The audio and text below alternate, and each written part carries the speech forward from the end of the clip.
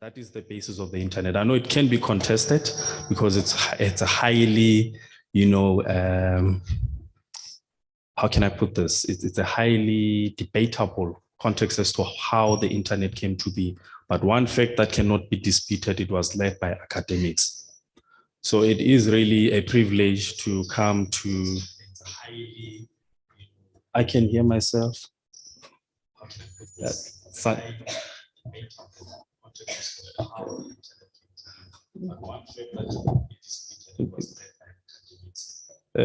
I'll wait for my colleagues to finish. Is it fine?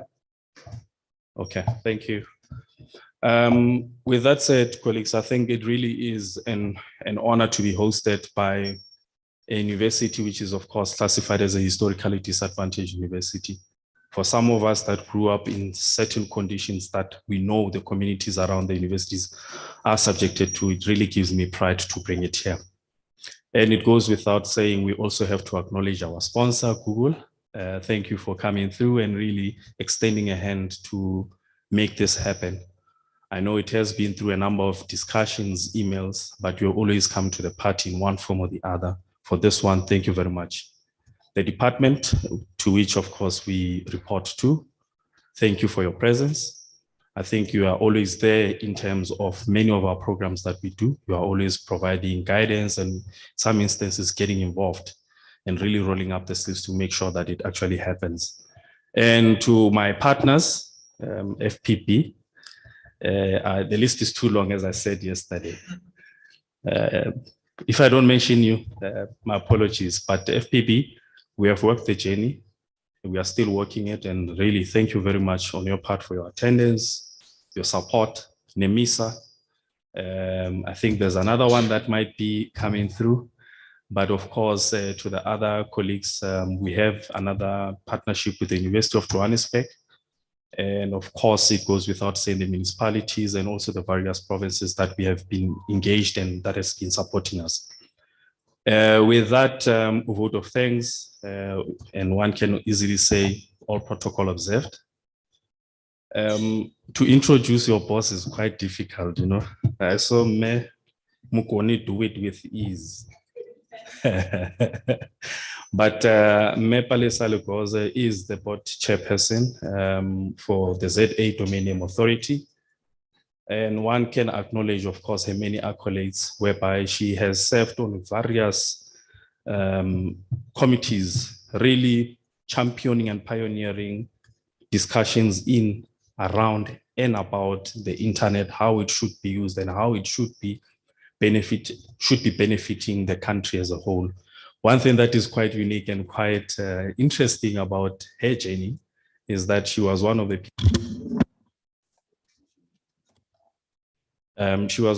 people that assisted with the creation of the entity that she now leads.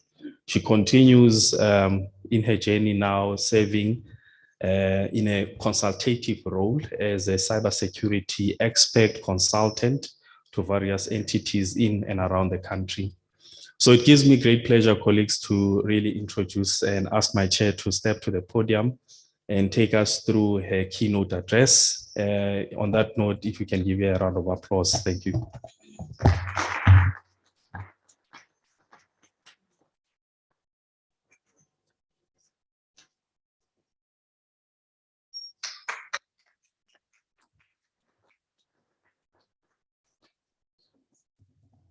Good morning, ladies and gentlemen, and thank you, Mulehe, for the introduction.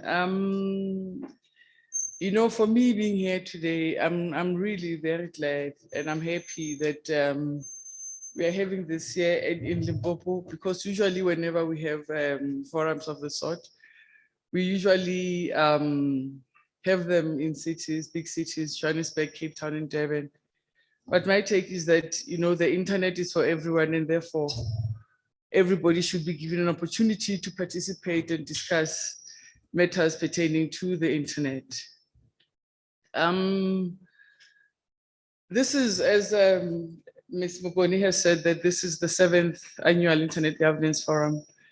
And I think in a few months, we'll be having the 17th Global Internet Governance Forum. This is the South African one. The purpose of this one is to feed into the African, the SADC, the African, and then the global IGF, where we want as Africans that our voices should be heard. I think, going back, looking at the audience here today, is that perhaps maybe I should take a step back and maybe indicate how this came about, that we are having a forum of the sort.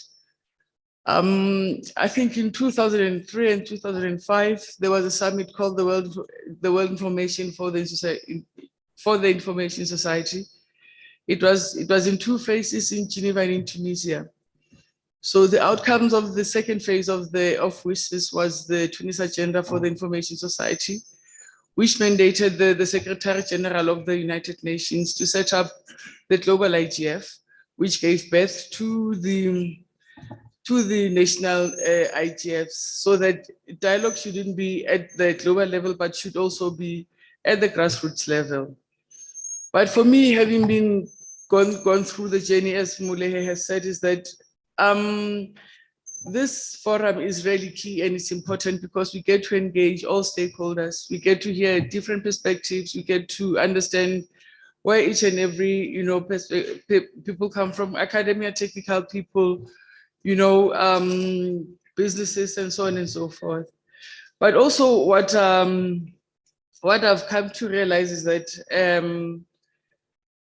it's been 17 years since the second phase of Tunis, but some of the outcomes having been, implemented, and over and above that, some of the issues persist. Issues such as digital divide, cybersecurity, access, affordable access, local content, and critical internet resources. This doesn't by no means is an exhaustive list of other issues that remain. One wonders why is it that most of some of these issues haven't been resolved today. I would stand and say that it's because these issues are ever evolving. I guess one would take your digital divide to say that before it was about just connectivity, connecting people, but it has evolved to say that, when you talk about the digital divide, you have your urban and rural digital divide. You have your divide within urban areas, within countries and with other countries. So, and also you have a gender divide where you find that, I think research has shown that you have more males participating in the ICT sector or in the technology sector than you find females. And I think the other issue that I think the professor, when we met earlier, highlighted was the issue of COVID. That, it frustrates digital transformation, where you find businesses having had to adopt technology so that, work could continue, and students had to start learning, even school-going children had to do that. But what we saw was the huge gap. We saw how big the digital divide was in South Africa, because sometimes you talk about the digital divide, but you don't see it practically. But when, children had to go home and had to go online and learn, you found that, children from disadvantaged areas were unable to learn because they didn't either have the data or the gadgets to access information. And what this says to me is that if this doesn't change, it means that the disadvantaged children will continue to be disadvantaged because they do not have the opportunities that other children have, who have the state-of-the-art devices, who have access to data. So I think this is one area that we really have to look at. ZEDNA at the moment has a project where we are trying to digitize all the schools in South Africa, giving them platforms so that you don't have to be at school. You can access your information online, can access your homework, send your homework, get your marks online, and so that also the parents can also have access to that information. The theme for today's for this year's IGF is South Africa in a Digital Era.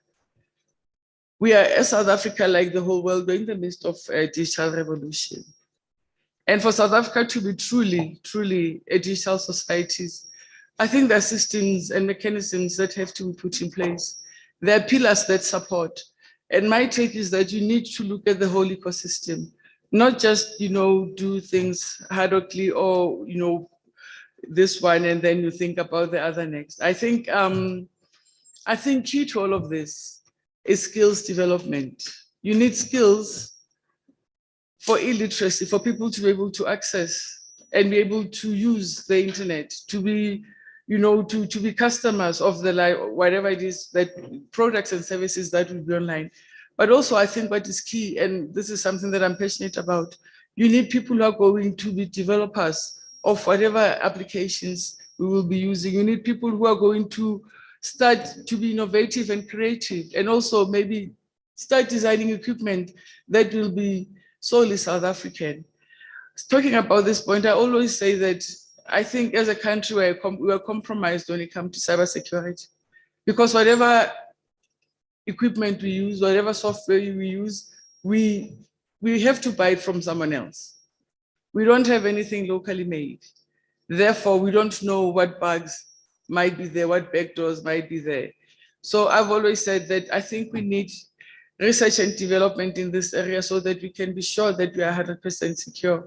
At the moment, whatever we're using, you don't know who's listening and who's doing what with your information. We also need to prepare the young ones and also, the one in the middle-aged people for the future of work. Work will never be the same again. I think COVID has taught us that, to say that moving forward, how do we prepare for this? Because also, I know there's lots of students in the room and, we are still doing what we were doing before, but I think, the curriculum remains more or less the same, but I think that there needs to be an overhaul. That's just my view, that we need to look at the necessary skills for the future of work. People say that, technology is going to take away jobs. My take is that with every revolution, I think people say the same thing, but then I think people need to adjust and be flexible and be able to adapt to new situations. So that's why I'm saying that it's, one needs to prepare for the future of work. The other aspect, one of the other pillars is affordable access. What I mean about affordable access is that, there should be access to broadband, access to end user equipment, not just cell phones, because I know that when somebody has a smartphone, they have access to Facebook, then the Instagram, they think that's the whole internet. I think it is important for people to have access to gadgets that will enable them to actually participate and benefit, from this technological era. And not just for them to just, send likes and things like that, because I think technology really there's an opportunity here that we have to seize. And also, talking about access and about the skills, going back to skills, is that we always complain that as South Africans, we consume more than we create. We are consumers. We never export much. We only consume other people bring to us. And some of the products and services that are designed are not even designed with us in mind. So I think we need to start to say that, what is it that South Africa needs? How do we go about, bridging that gap? And the other thing is quality of service. When I talk about quality of service, that, wherever you are in the country, you should have the same quality of service that I can have when I'm in Johannesburg. And for me, what that speaks to is also your internet exchange points, where you have information that you don't have to go upstream to get information. That information is readily available. If one person ever has access to it, then you'll have access to it. And therefore, the delay is not there. Unlike if you have to go upstream to get information and then wait a bit, and then also that results in you using more bandwidth. Another thing about affordable access is that when you have meaningful access, you have information that can better your life, your livelihood. You are able to see What is it that you can do online? What you can sell? You know, I always take the example of people who are in the rural areas who do bidding. And then I come and I take their bids and then I give them 10 rands and then I go and sell them for 1,000 rands. My take is that why can't that particular person be empowered to sell those bids themselves, the words that they make, and get the 1,000 rands themselves without having a middleman to do that for them? That's what I'm talking about, that to end better people's lives. And also to make decisions, informed decisions about politics, about health, about anything that you can think about under the sun, to participate in democracy. Because when you don't have enough information, then you are unable to make informed decisions. I think one other aspect is security. You know, I think we've seen, you know, like we have had so many breaches of cybersecurity, cybercrime is being committed, people are, you know, money has been taken and all of that. How do you continue to ensure that we build confidence in the use of ICTs and we protect the people who utilize those ICTs? How do you ensure that our systems are robust? The other pillar is local content. You know, if you don't have content that's relevant to you, it really doesn't matter what's out there in the internet.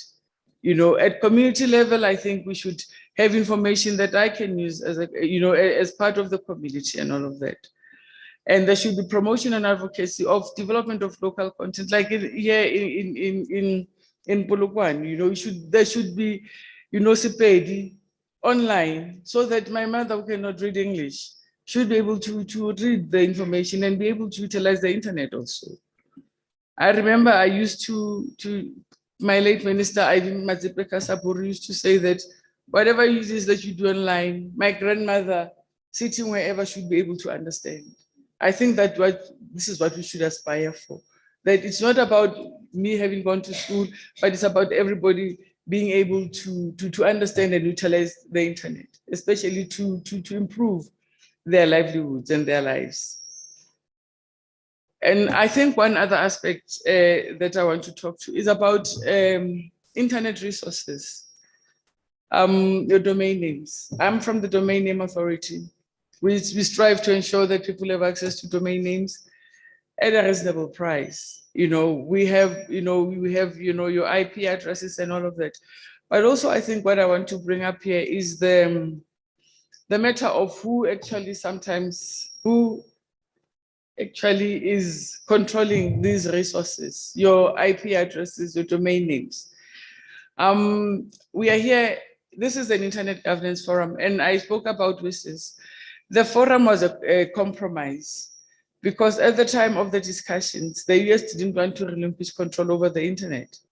As you all know, the internet started in the US.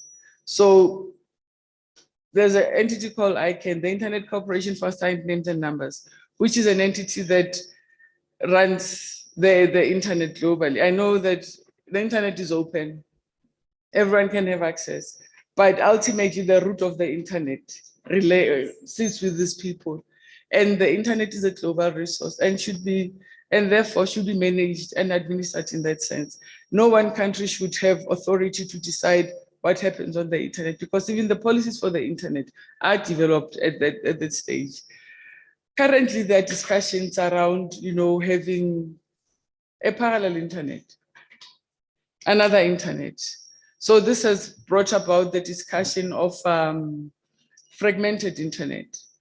And I think what one has to look at is that the reason why the internet, you know, grew exponentially was due to the fact that the internet was open and free. And nobody, you know, it was open and free and interoperable. So you didn't have to ask permission from anybody to plug in whatever it is that you've developed. You could just go there, as long as you adhered to the protocols and the standards that were there, then you were well on your way. So I think that's one thing that we need to keep in mind, even though, you know, there are discussions about having another internet, a parallel internet to the internet that we have. We should ensure that this, you know, an open internet remains. And I think the final pillar that I think is a problem, especially for some of us who have a darker skin, is AI, artificial intelligence. You know, because the algorithms that are being used sometimes are biased. sometimes are discriminatory, like sometimes, when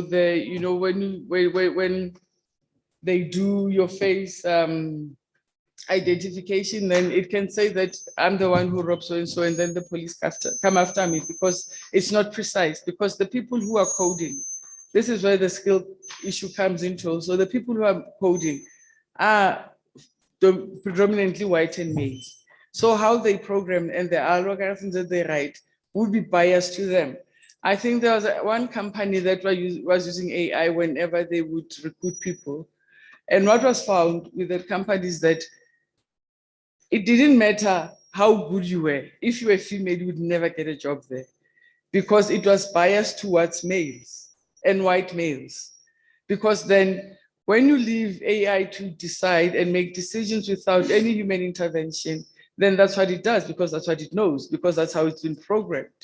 So the company had to do away with that and start, in certain instances, doing this the way that it was done, the old, the old way, the old-fashioned way, where you interview people, you scan people, you screen people.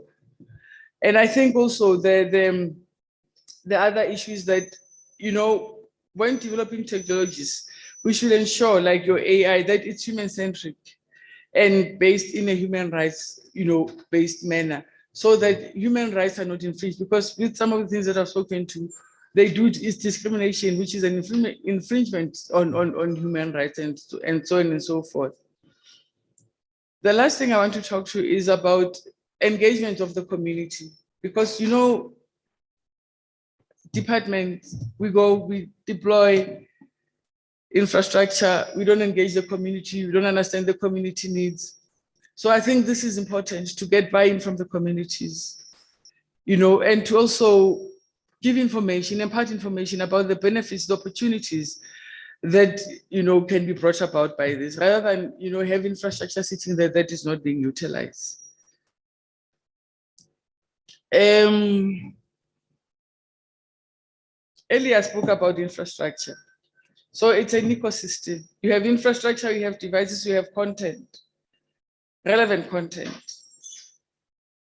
Then we are ready to go. We have people who are innovating, we have people who are developing apps that are relevant to us. So we are all system go. So that's the whole ecosystem. How do you innovate? How do we create, and all of that? And the other thing is that government cannot do this alone. It needs to be a collaborative effort, because you need business, you need academia, you need civil society to actually achieve this goal. And one more thing that perhaps I would like to plead with the students with today is that there's a process at the moment taking place at the UN. It's the Global Digital Compact. There's been a call by the Secretary General of the United Nations to say that anybody can make contributions to how they see how technology evolves, or everything that needs to happen in this space. So people can, I'll ask my colleagues to put that up for you, so that if you're interested in making contributions, it doesn't matter where you are, who you are, you can do that as a collective, you can do that as an individual, as communities and all of that. But I think it's important that, as Africans, our voices are heard, and that, we partake, we don't wait for people to do things for us, we influence discussions at the global level.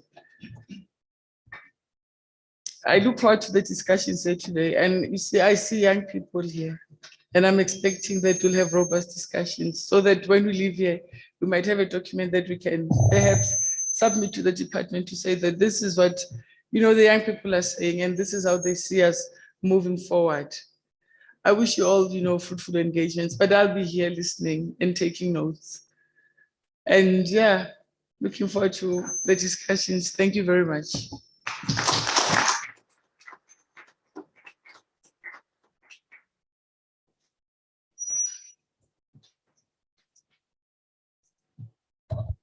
Thank you, Mepalesa. Thank you very much. It's as though you were here yesterday. We were talking multi-stakeholderism, multi-sectoralism, skills, development, the future of work. And I do remember 3 very important questions posed by one of our students just from yesterday's Youth in Internet Governance Forum. The first question was, we are struggling to create our own TVs and speakers and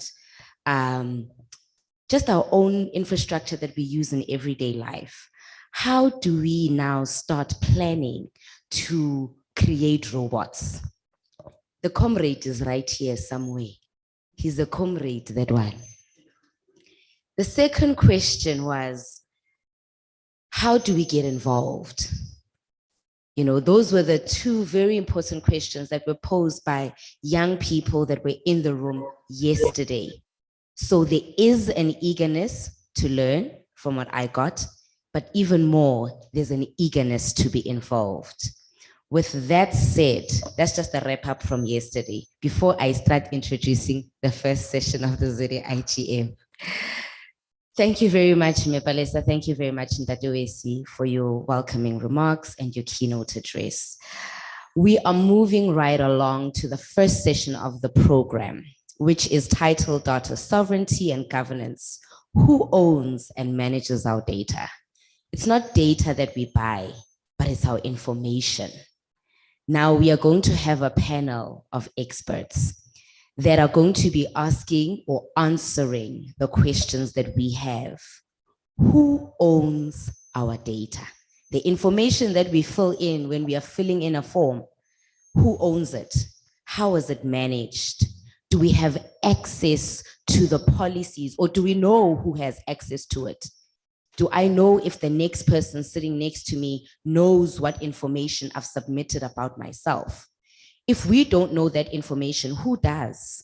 This is all the information. These are all the questions that need to be stirred up in your mind. These are the questions that you need to ask the upcoming panel. What is going on with information about me? You know, that's the kind of dialogue that we're about to have right after, well, when I get down from the podium. But in that, I'd like to introduce the moderator of the next session, Dr. Sindiswa Nyala. He will introduce his panel and they will take us through the session, Data Governance and Sovereignty, who owns and manages our data. I'm very interested to know what they have to say. Can you please give him a round of applause?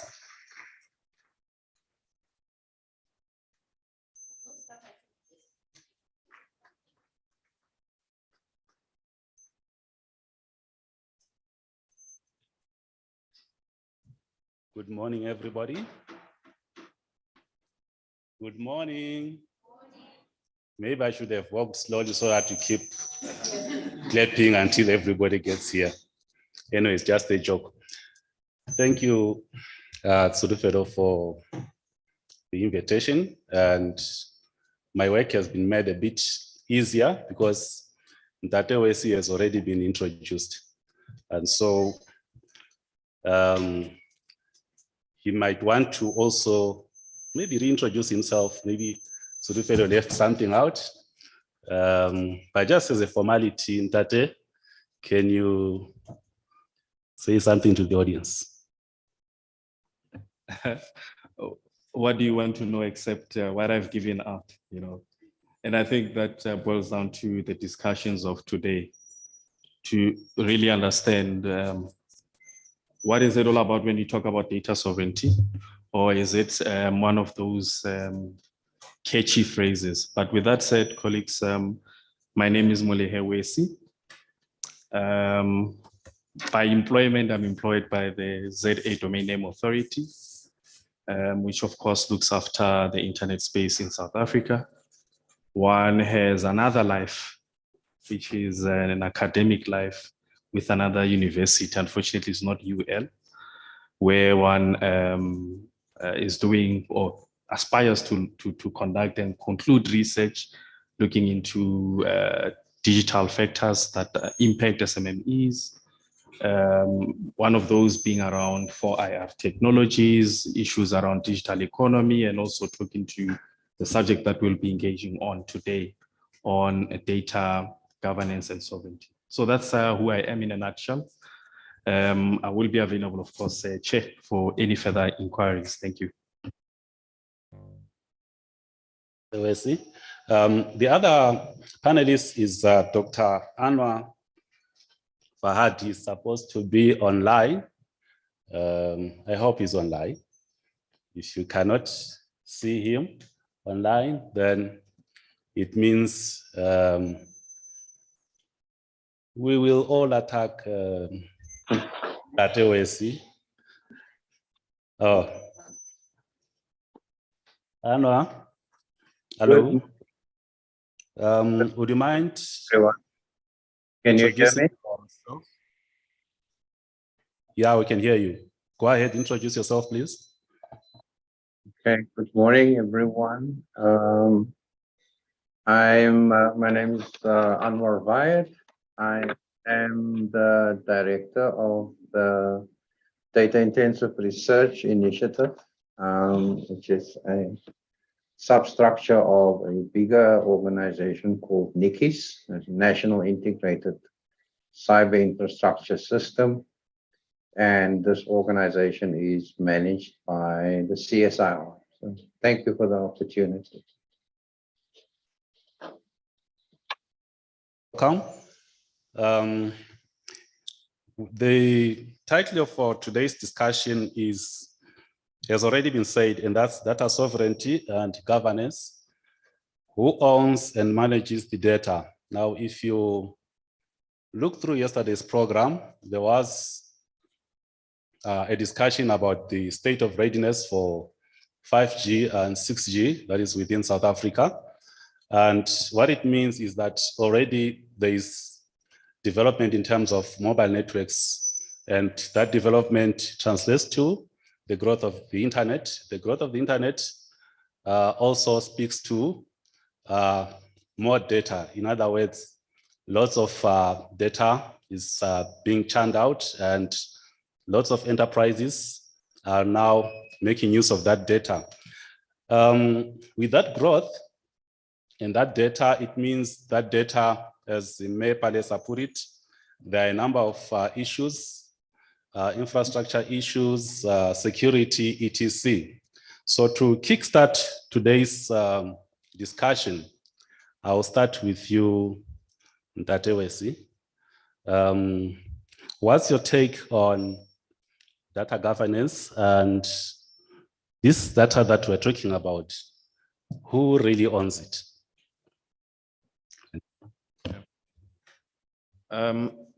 Chair, thank you very much. I think for us to really start talking about data sovereignty and data governance, you have to take it a step back, where you start talking and outlining what is really digital sovereignty, and then of course flow into data, because the one is the subset of the other. If one looks at,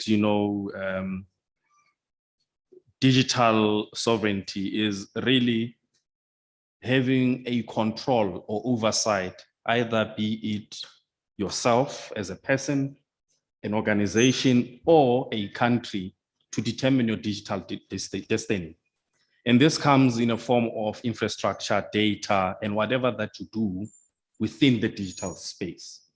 So delving a little bit deeper now, coming to data sovereignty, one would have to look at it from a perspective to say, really, it's what data you produce, either as an individual or entity, within the confines of your legislative framework within a respective country. So when you say sovereignty, meaning that your immediate rules as a country, they come first before, of course, any other country's legislation. Why is it important that this happens? The EU did it quite well. A lot of colleagues might be familiar with the GDPR. If you are not, those are their privacy laws that they are imposing on member states within the European Union. Now, why is it important for them to have those rules, and why are they imposing them? And I'll come to a South African context. For them, they saw it as an opportunity to really see how best can they utilize the data which within their member states produced by their own, citizens for economic gain. And why this came about is simply because they saw your Western big tech companies actually coming into their spaces because there weren't any clear-cut regulatory instruments in place to now leverage the accessibility of their citizens and the data that they generate for commercial use. Now they said, okay, if that is happening, let's protect the data. Contrary to popular belief, one has read a couple of texts to say, yes, while we are still trying to protect our citizens, but in the main, we need to localize economic activity generated from data. So ultimately, I think that is the question we need to address to say, really, is it really about data sovereignty or is it about something else? Now, coming to the issue of governance, I've already touched on it partially to say, how do you govern it? Who owns it? Technically speaking, for those that are using multiple social media platforms, multiple gadgets or means of infrastructure to connect and access any internet-driven services, you own your data, but you are signing off rights to those that are actually providing you these services to say, hey, you can use my data for whatever use you see fit, as long as it's within the confines of the legislation of that respective country. So in essence, on paper, you own it, but they can do as they see fit.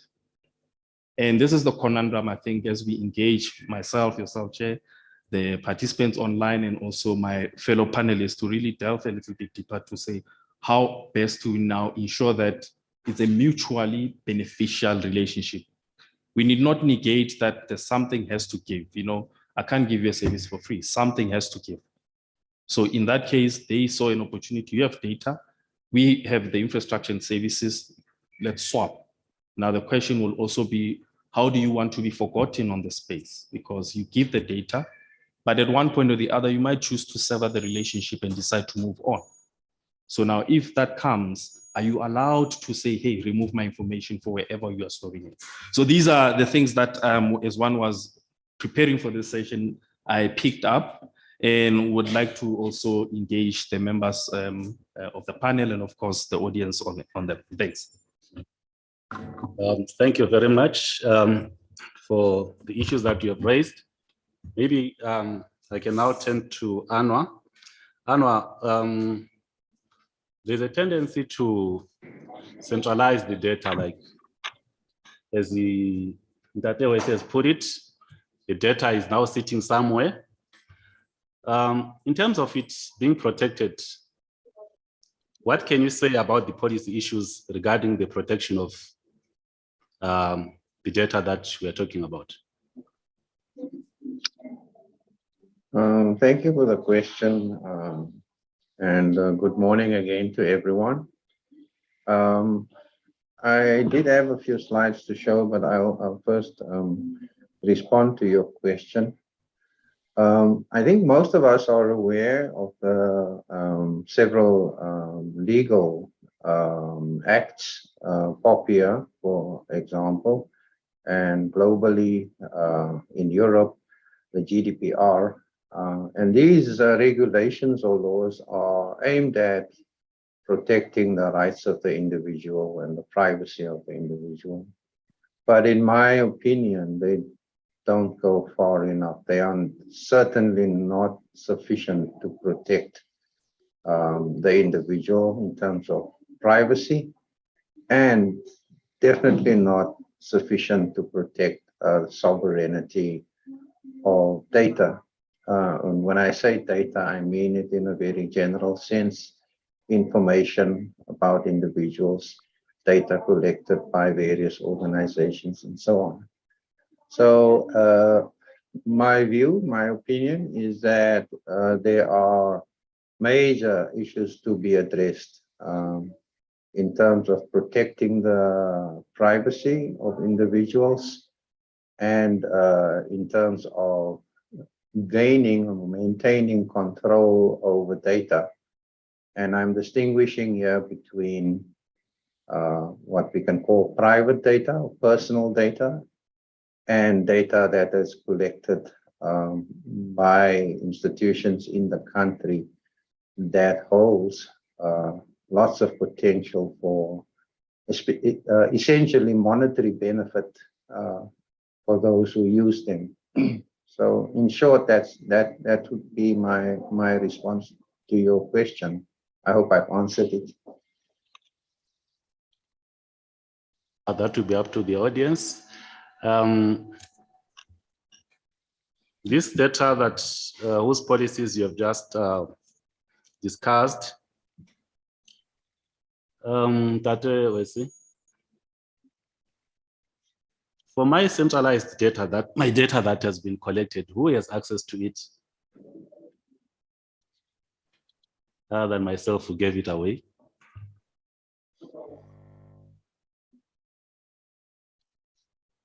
Thank you very much. You know, I'm smiling because there's this sense of false safety as people we have that my data is centralized somewhere else. Unfortunately, it's not. This depends on the number of platforms, organizations that you really engage with. Now, with that said, for those respective organizations, it would really be upon them what is the best way to really safeguard within the prescripts of their own policies and the laws within the countries they reside in to safeguard that particular data and really offer a good quality of service. My apologies. Why am I taking such a very extended, way to explain such a simple question? For example, there's multiple social media platforms. They don't belong to one person in some instances. Even so, those that are part of a group, you will find most of the time the operations within those respective entities that manage your data are slightly different, depending on whatever intent they or service that they are rendering. Now you come to your own organization. To make a practical example, universities, which one has had the privilege of spending quite a number of years within the space. How they deal with research data is far more different from one university or the other, even though there are very clear guidelines as to say, how do you have to manage, keep, and then of course disperse and share the research data that is produced by academics and researchers. So technically speaking, your data is, one would say, is not centralized. It is dependent on the organizations that you engage in. Even if you engage government, it could be argued that it will depend from department to department, SOE that you deal with. However, there is one form to ensure that we give people a safety net of sorts through a centralized governance, through legislation, to ensure that as much as there's this decentralized model, everyone who resides within a specific country has to abide by specific legislation.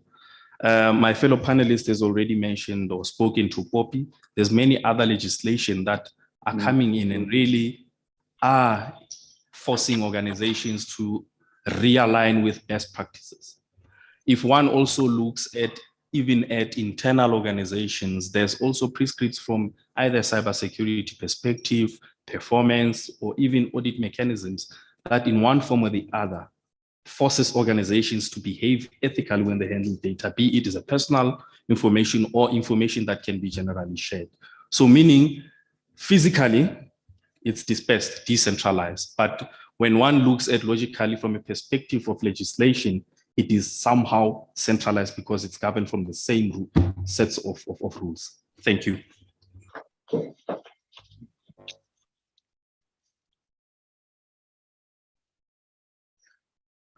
Chair, if I'm maybe permitted, I can just show a few slides.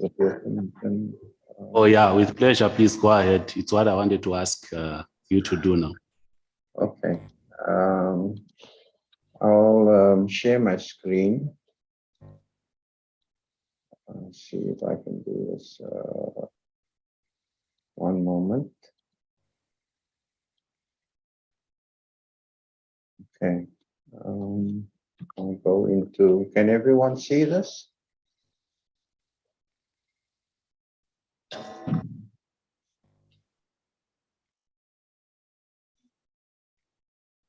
Hello. Steve?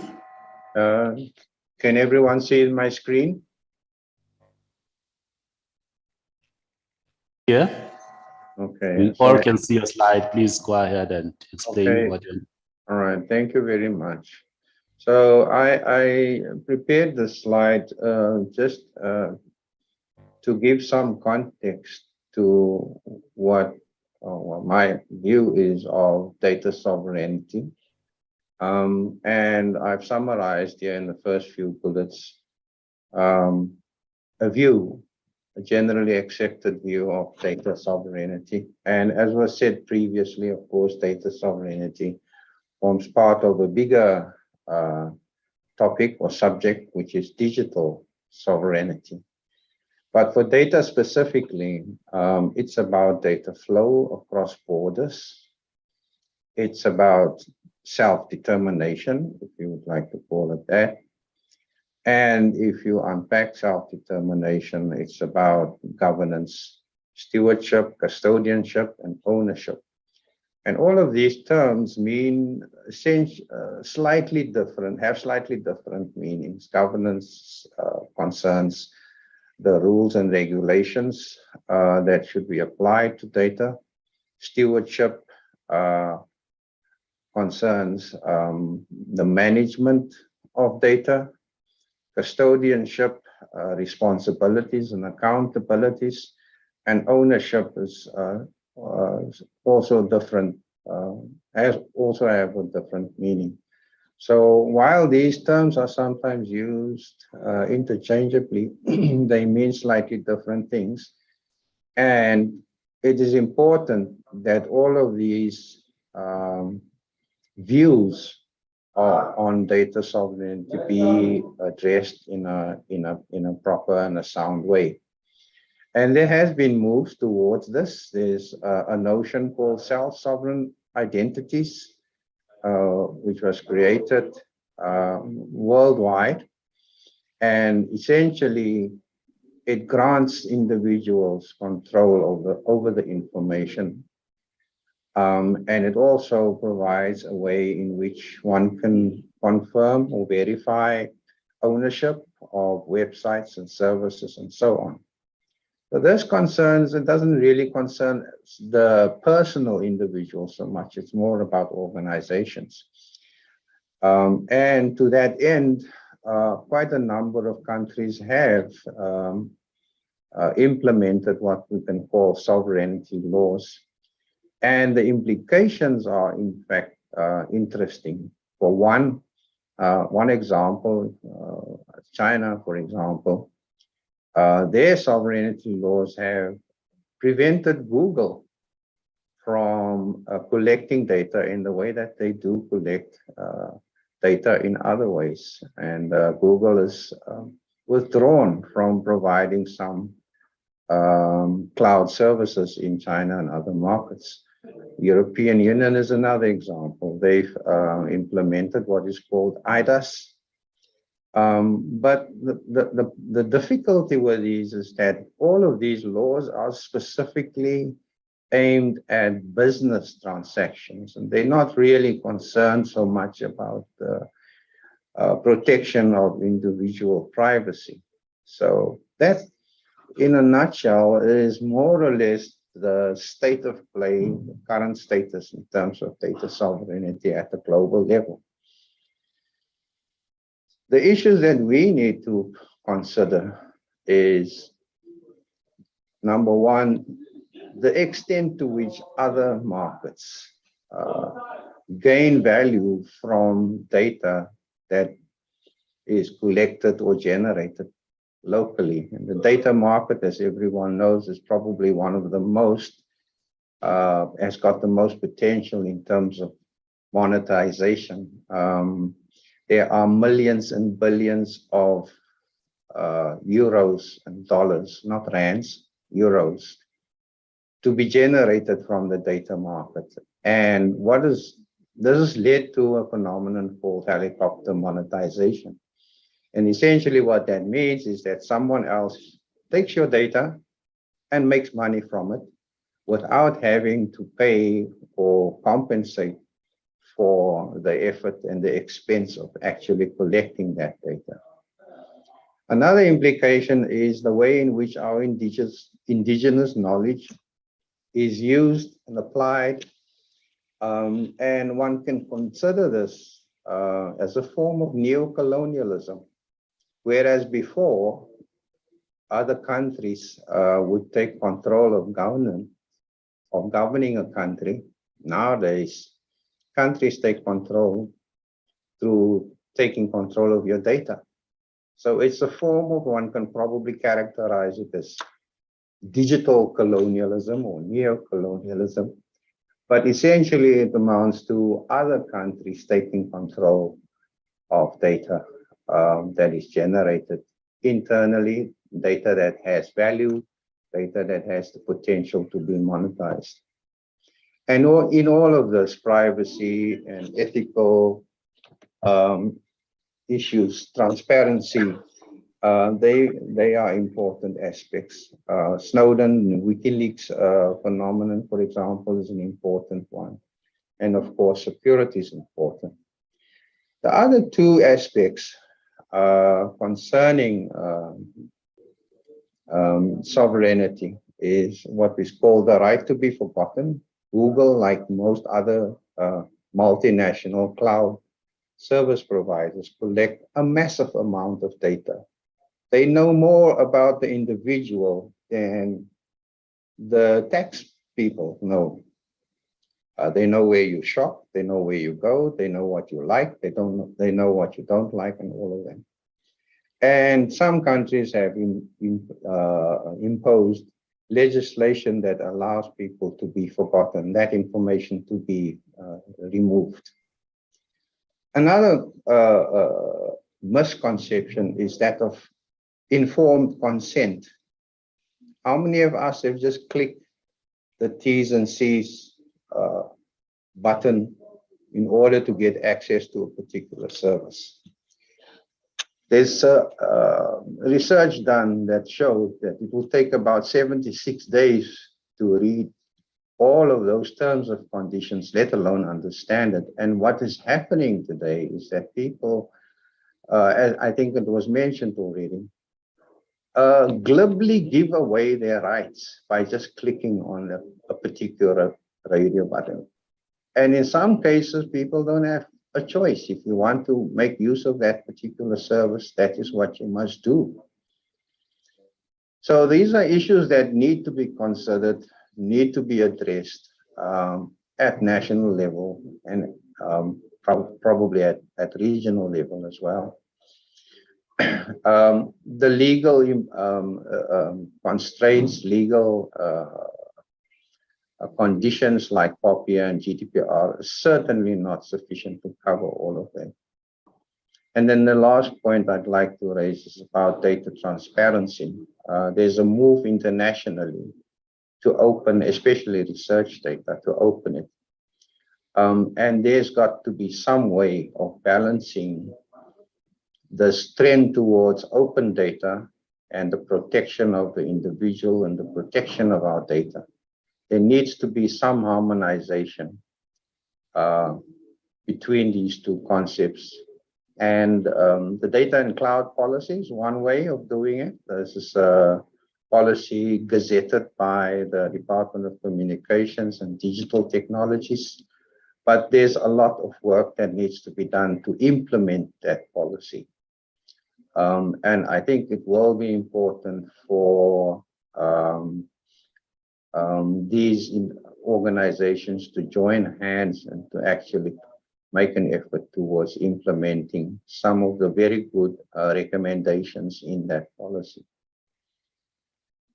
So I think we all are aware of the fact that data sovereignty, the major players, I can't do this presentation without mentioning them, Google, Microsoft, Amazon. They have effectively taken control of our data, our personal data. But we distinguish between public data, what we call it government data, that's data generated by government, private data, transactional data, which is your finance houses and so on, and social data, which is all your social media channels.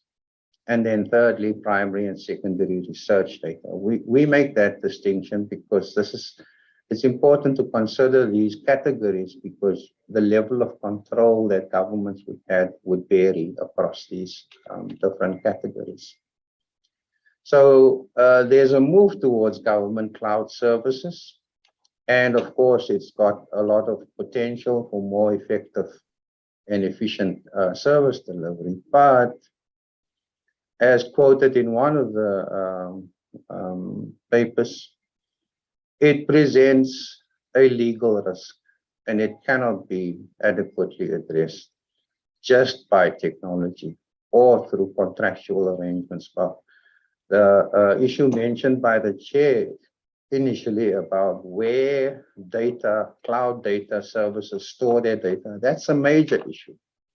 Microsoft has got data repositories in South Africa, but there is no guarantee that whatever data one stores is stored there.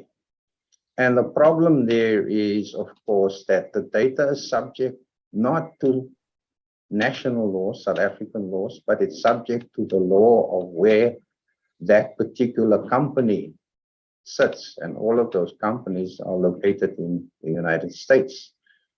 So it follows that essentially control and sovereignty to a large extent is governed by United States legislation.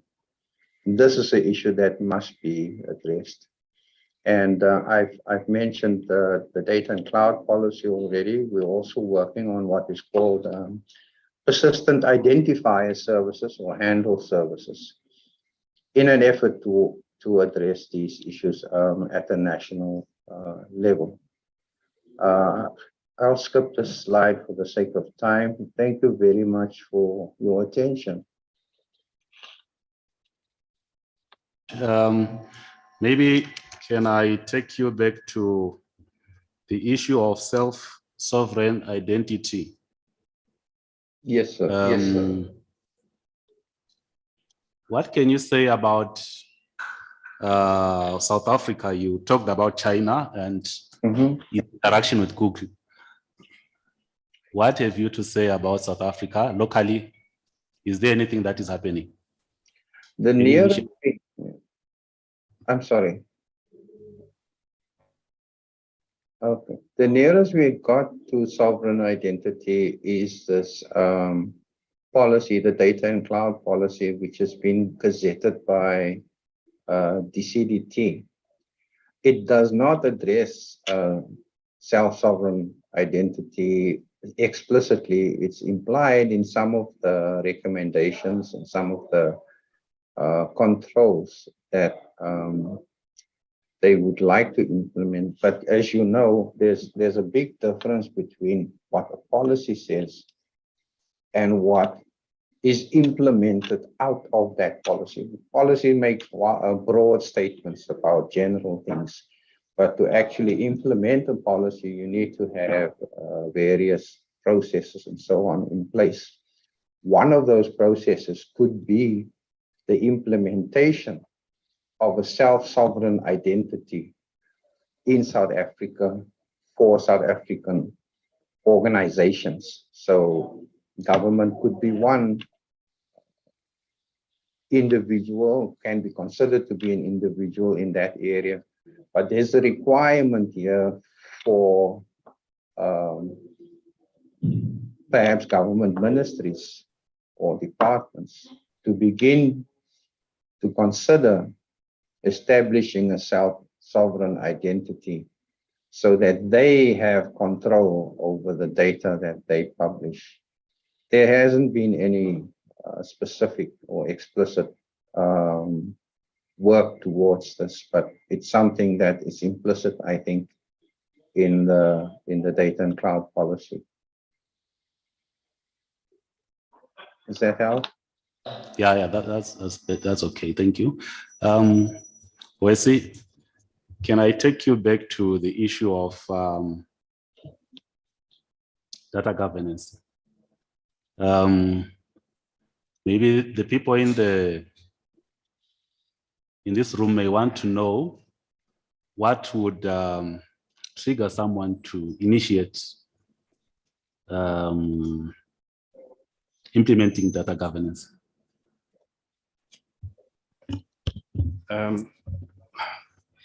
It varies. I think to start it off from an individual perspective is to really give reassurance that as one enters into these tacit agreements or physical agreements and you sign over your rights, the person you're handing them over to, they have adequate controls in place to ensure that it's safeguarded.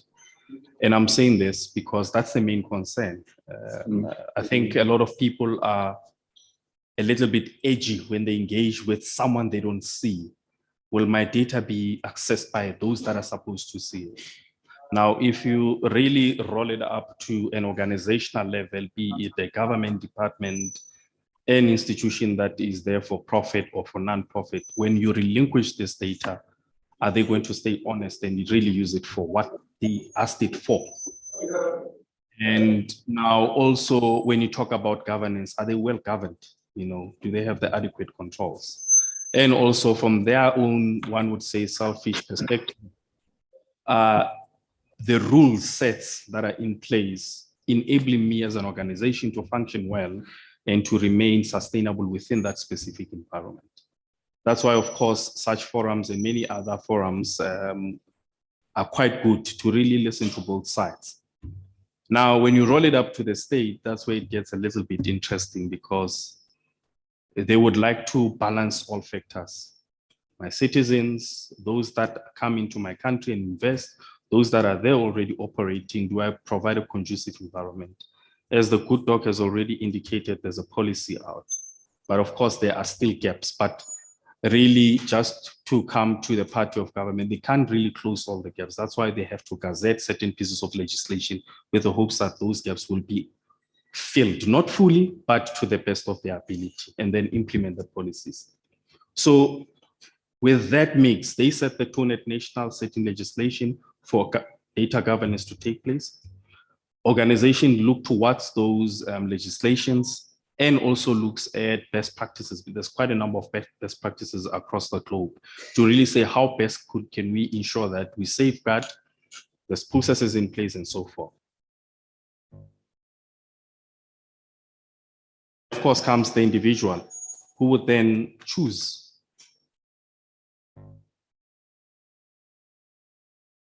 It's quite important to know that as individuals, there has to be some form of education. In a sense that you just don't click your life away. And I think that's where the first step has to be, especially for any government or any organization, to really educate those that they engage with that, hey, as much as Prof has indicated, it might take you a lot of days to really go through the terms and conditions you have signed over, but it's important to really read them, especially those clauses that speak about privacy and how your data will be commercialized and how you end up on other sites. So education starts there, and while we're educating and as a basis of data governance, you can start talking about laws, and you can start talking about governance, you can start talking about entities that oversee that particular function. So that's what I can add in terms of data governance. Thanks. Thank you. I think we've come to that moment where we have to take questions from the floor, either questions or comments.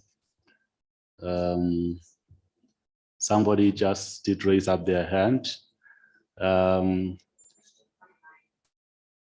Okay, there are questions online as well. But can I start with the ones in the room? Yes. Oh, can I start from my left, from the elders to the young ones? Can I be more African today? With your consent, thank you. Sir?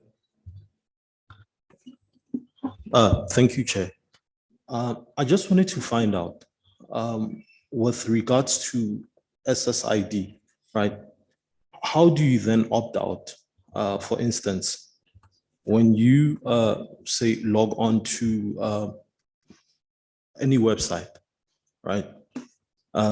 There's cookies, obviously, and it requires to either track you or may, you know, take data from whatever device that you may be using. And obviously, in that device that you may be using, there's your information. Now, if you then opt out, some sites, you know, you obviously may not continue. So in a South African context, how do you then deal with that issue? Thank you. Thank you very much.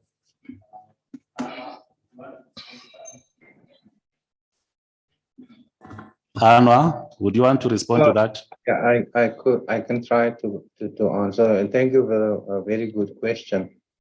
There's a hard choice one has to make as an individual. Very often, the adoption of certain services, let me take Google as an example.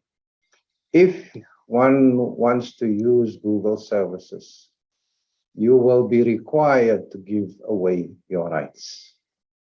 The terms and the references that Google requires you to accede to effectively allows them to use your personal data, as we all know, for various other initiatives, activities, and they make money. The bottom line here is the profit. It's about money. The incident with Analytica, for example, last year is one good example. So there are two ways that they use personal data. Firstly, they would most probably under the table sell the data to companies like Analytica was discovered. Secondly, they would use your data to sharpen their own services. In other words, they would use that to profile you, to indicate to companies that who can sell things to you and that sort of thing. So there isn't a choice here. If we want to use as an individual their services, whether it's Microsoft or Amazon to a lesser extent, but Microsoft and Google would be the predominant multinational companies, cloud companies that basically host data from everywhere. You have to opt out.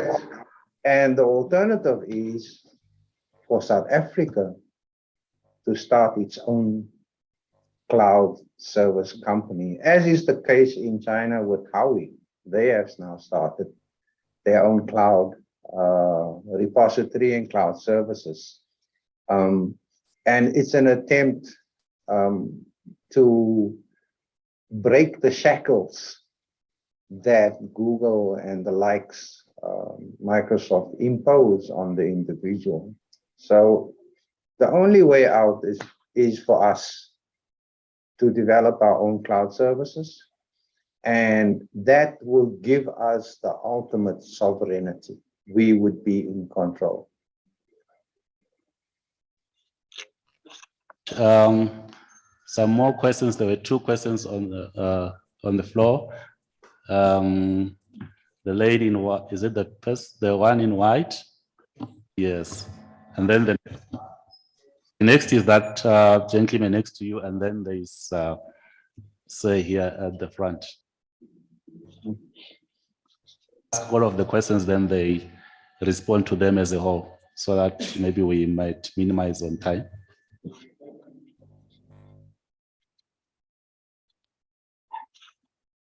So much. I have two questions. So the first one is about, as much as we recognize that South Africa doesn't have any proper laws around sovereignty of data or data governance, and also we are very implicit in different policies as far as governing of data is concerned. What are the plans, be it from the regulator, maybe if you have insight, or from academia or institutions like ZADNA, to fast track this, because this might lead to breach of security as far as information is concerned for our citizen, seeing that this is very, very important. Is it going to take the same process that we are taking in, taking 5 years, 10 years to implement policy? What is the agility and flexibility as far as that is concerned? And then the second question that I have is around research data. The prof alluded to the different levels or the different types of data that we're talking about.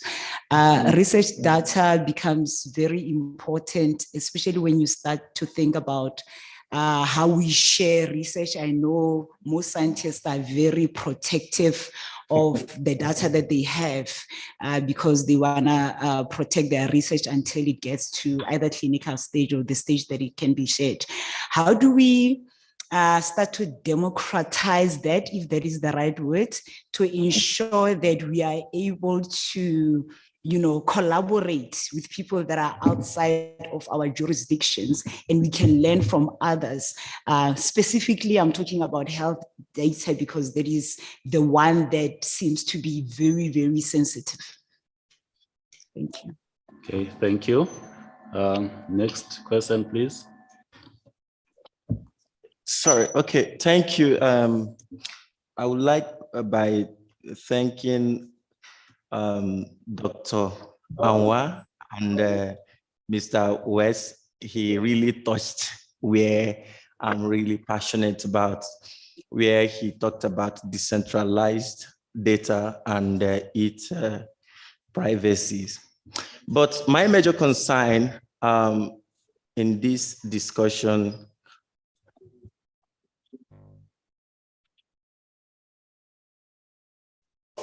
realize the data of Africa or South Africa, as the case may be.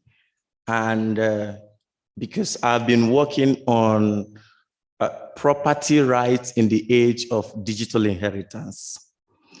And when we are giving our possible case scenarios, we mention Google, we mention Amazon, we mention all these things. We don't have our own as a people, and we tend to use bureaucratic bottlenecks to make it impossible. And another case scenario is what happened when Facebook shut down for just an hour plus. We know how much Facebook lost, and no company outside Africa can say, I want to host my site in Africa. We are suffering from, let's say, load shedding and some of all these things. So if there is no electricity for 2 hours, you know what that means to category king companies. So I wanted to ask, in all these things discussed, we didn't talk about biodata, and we didn't talk about how the future of data protection with regards to mind uploading and bioinfotech. Thank you. Okay, thank you very much for the question. Can we get the last question? Go. Thanks, Chair. I think for me, it's a follow-up or it's an addition in terms of what other colleagues have raised. Mr. Wesi mentioned the aspect of best practice that most service providers or the services that are being hosted are actually following. But what I've observed, now I'm just getting to literal news sites. You look at most local sites which don't give you even an option to reject what they are collecting. And I'll be very honest with you, almost all the local platforms, just to read their content, you cannot select which data they can collect. They collect advertising from you at everything without options. Either yes, you are proceeding, or no, you're not getting to read the news. But when you look at other international news agencies or platforms where we are able to read, they give you that option. In fact, you even have an option to reject all and continue to read. And when we say they are following best practice, I think let's be realistic. When we look at our local practices, there's nothing a best practice that they are following, and it is quite concerning because those are just news sites. It's not even the sites where you're going to utilize or maybe share information where you need to be tracked should you be violating certain aspects in terms of the ICT governance or the use of sites. But it's all about mere reading, just to read. You don't have option to select what is it that they can collect from you. I think that is very, very concerning. Okay, thank you very much. Wesley, can I ask you to respond to the first and third questions as a collective? Yeah, thank you, Chair. Honestly, it's quite difficult questions, I have to confess.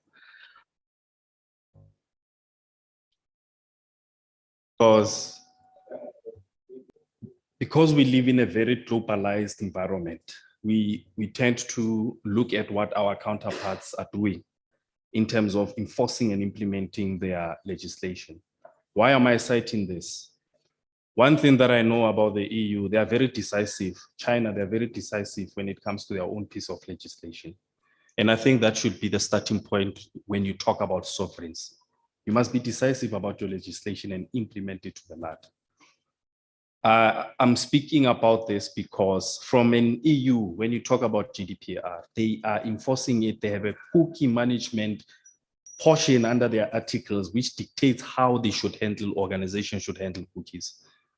From a South African perspective, I think it reads that the regulator may pass legislation to manage cookies. And that's where the issue starts. Meaning from a South African perspective, unless if you have EU clients, there's nothing really forcing you as matters stand. Now, in terms of functionality that you use, it goes back to what I mentioned about quality of service. Exercise your right, move on to the next person. If they don't give you those functions that you're looking for, move on, and then you'll find them somewhere else. In the absence of the legislation or regulation, what I would really implore, because I believe that the information regulator does listen to the citizenry of the country. For those that are in the room, which are NGOs, they can really engage the regulator and say, this is high time we start looking at these particular missing gaps. And also from those that are from regulators themselves, like myself, can also do the engagement. And I think that's why we are all here, to really engage and see what we can solicit and we pass on to our counterparts. Now, in terms of property rights, it's a very good question. All I can say, we are not there yet.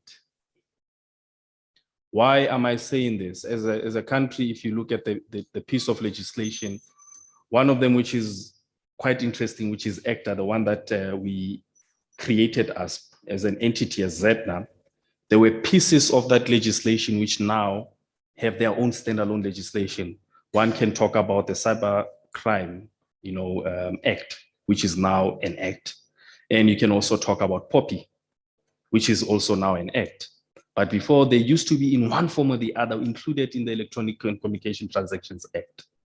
But now they are standalone. So meaning the evolution, as much as it is not rapid enough, it is happening. So how do you speed in it, hasten it up?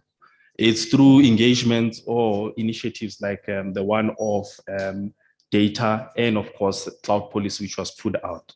It's quite important those that are not, of course, part of state, are in business and also in civil society, to really make submissions that are meaningful to these particular policy positions, to say, as government, you really have to work a little bit harder to respond to the immediate needs.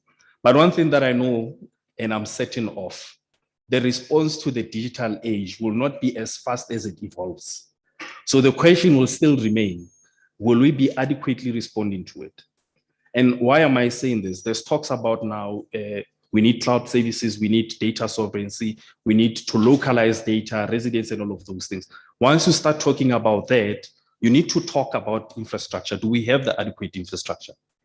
Now, if you start having that conversation, you need to ask the secondary question. If now we need to have a public service, cloud service, is it run by government or is it a partnership between government and private sector? So these are conversations that are happening on the sides. And we need not, in our aspiration to meet our counterparts globally, forget about them. There's many other ones that are socioeconomic, but I know I have not addressed your answer, but to be more direct, we are not there when you talk about property rights in a digital era. We are not there yet. In the foreseeable future, possibly, but someone has to start the conversation and government has to listen. Thanks. Thank you, Wesley. So it appears the challenge or the buck seems to be ending with the legislators. Probably something must be done, but again, that raises questions of infrastructure, as our expert has said.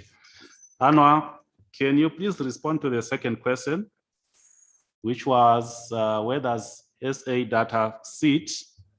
And also coupled to that is what happened when Facebook went down for a few hours or days?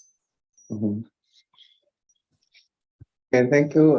Very, very good question. Thank you for that question. Just to give a bit more credence to that question, I'd like to show a slide of what South Africa spends. Sorry, can I interrupt you? Can you quickly answer that one? Our time is not on our side. All right. This is what the government is spending on research data. I think the question was about research data, and you can see the numbers are quite high. I would kind of test the assertion that South Africa is not ready to start its own cloud resource. And I think to actually begin to take control is to actually implement the acts. We should begin to we should begin to implement for example, government cloud service to manage government data better. We should begin to consider starting local companies to manage our data. We cannot move away from international data providers or social channels until we do that. So I'm, in the interest of time, going to stop my answer there. I hope I have responded in an appropriate way. Rato, can you take over, please? My apologies, time. In the interest of time, that is all that we will be discussing at this point. But I will encourage everybody that still has more questions to reach out to the panelists and the facilitators and engage with them just outside of the session. Is that okay? Maybe as a point of clarity, I just wanted to state that government actually does have a cloud infrastructure through CETA. Thank you. Thank you. Can we please give them a round of applause? As we do that, I forgot to do something very important. I forgot to introduce to you my co-pilot for driving or for flying this IGF. Her name is Miss Pearl Sikwati. She will be introducing the next session. Thank you. Thank you. Thank you, the organizing team, for bringing this to Limpopo. At least Renava Limpopo, Rajana go traveling and all that. Kinapal Sikwati, as they said, I'm from here in Limpopo. And the next session that we'll be doing, it will be online cross-border purchases and VAT collection challenges. We'll be talking and engaging on the pros and cons of doing online purchases. Like Mapalesa Abuleji, we as South African, we don't export much. So let's engage on it so that motivate, and when we are going to be doing the exports, selling abroad, what is it that we're going to do? I'll be calling upon the moderator of this session, Ms. Abongile Mashele, Senior Manager from Google. Thank you. Round of applause.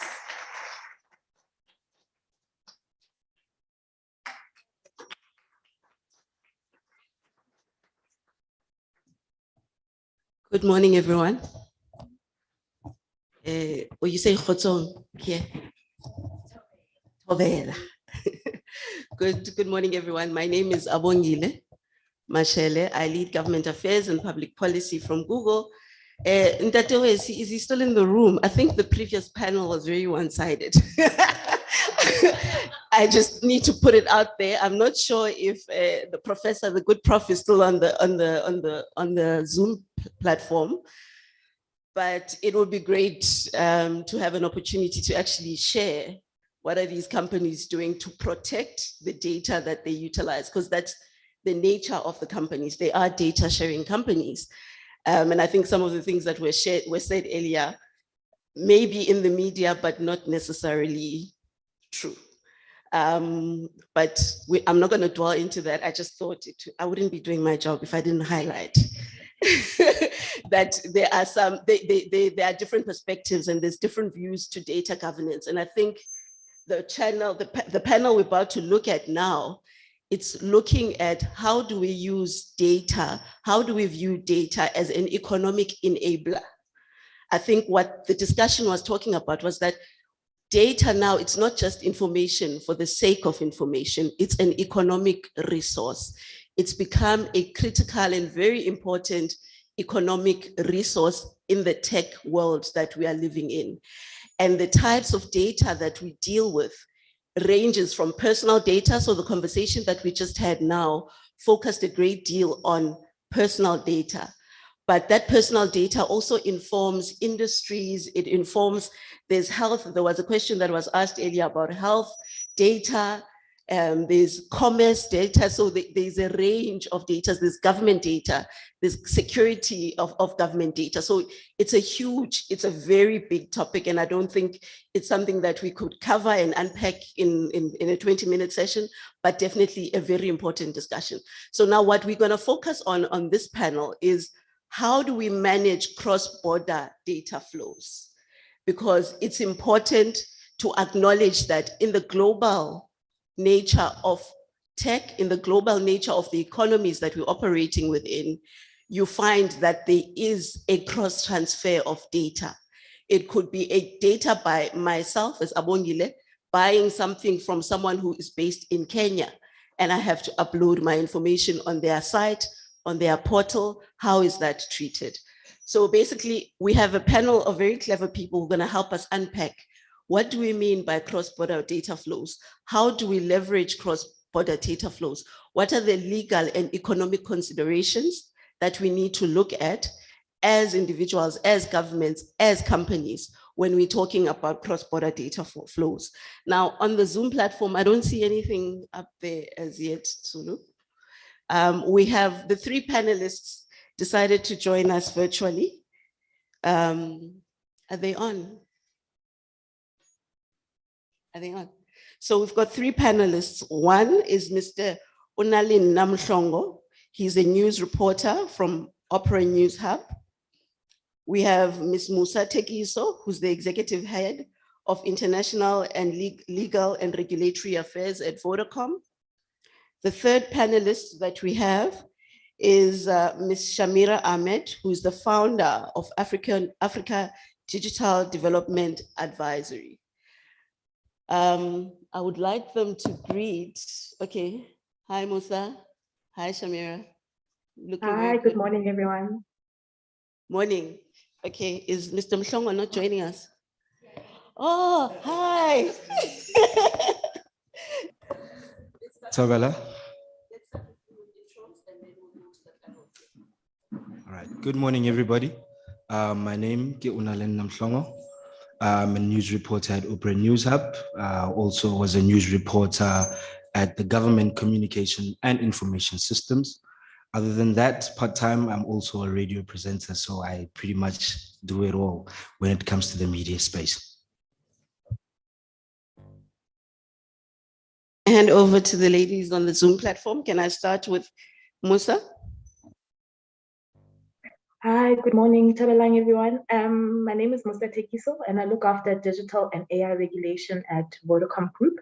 So working across the continent with various customers, obviously, and various suppliers, including Google. So thank you for having me on the panel. Yeah. Good morning, everyone. My name is Shamira Ahmed.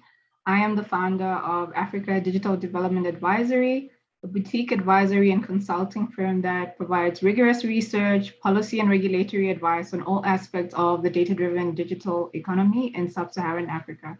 And it ranges from advisory services from artificial intelligence, big data, cloud computing, basically the digital transformation and the data economy. I look forward to the discussions and thank you for having me here. For joining us. Maybe let me start with you, Shamira, before I go to the other panel members. When we talk about cross-border data flows, what are we talking about? Can you break it down for us in a simplistic way, trying to avoid tech jargon, please? Yes, sure. So I think in summary, cross-border data flows would be the movement of data or the transfer of various categories of digital machine readable information across different servers, across country borders. That's the simplistic definition. And like you mentioned before, there are different categories of data. So those are things to keep in mind with the movement of data across different borders. That's my simple definition. The definition can be simple, but the impact is quite complex. And I think our discussions are going to reveal that. I'll come back to the room. And I think the question I'm going to pose to all three of you, so I'll give all of you an opportunity to talk to it. Why is this important in the digital economy? Why are cross-border data flows important in the economic area that we're operating within? Unalina, I'll start with you. Okay, why is it important? Well, first of all, I'd like to open the discussion to the room. I think everybody in here has attempted or actually bought or purchased the product online. So without moving from the comfort of your own home, you are able to get a service or a product delivered to you. My take on this matter is that as South Africa, we are far back when it comes to the advancement of technology. So it's importance of cross-flow data through borders is that we need to catch up to a place where we can compete online digitally with other countries as well. As it stands now, I don't think we produce. I think we more likely purchase more than we do sell online. And when we look at our online forum and the economy online, basically the fields that are being publicized aren't the most reputable fields. To give you an example, we all know that in South Africa, predominantly, when you go onto Twitter, you find spaces like OnlyFans and stuff, which is not only limited to adult entertainment. OnlyFans is actually a platform where you get to sell certain goods to people from different countries, and you get to regulate how much you want to sell and so forth.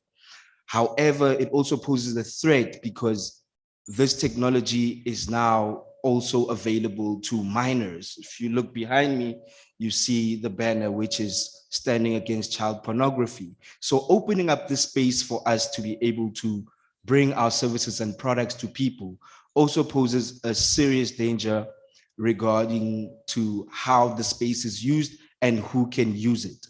So my take at this point is it's not really easy to regulate the internet. You can regulate the ZA domain, but when it comes to an international spectrum, it's not as easy to regulate data and purchases being made online. Thanks, Mr. Mhlongo. Musa, can I hand it over to you? Why is it important? What is it and why is it important? Especially from a corporate perspective, I think it will be important to hear those views. Yeah, absolutely. Not only important, but key and fundamental. Cross-border data transfers from our perspective, it's an enabler. If we want to really meaningfully take part to the digital economy, and not only as South Africa, but across the continent, we have to be able to move data accordingly. I mean, over the past few days, I've been following the Google Cloud Next conference, and a lot of fundamental issues were debated or ventilated on that platform. And part of it, what Google announced is essentially a regional approach to enabling technologies. And one of those enabling technologies, as you're aware, Abongile, is cloud technology. And cloud technology is fundamental to actually taking us into the future as the continent, to opening up that digital community, to allowing for us to access different products and services, and not only as individuals, but also as businesses, as small businesses. So a very key and crucial enabler. And just also to go back to what Google presented through that conference, it's that they will be launching a regional cloud hub in South Africa.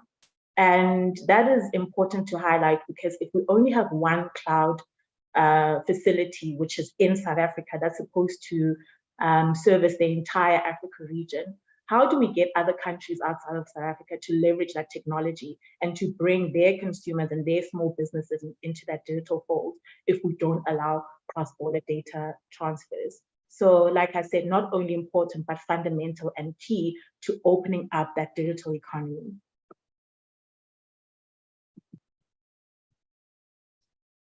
And over to you. Why is it important?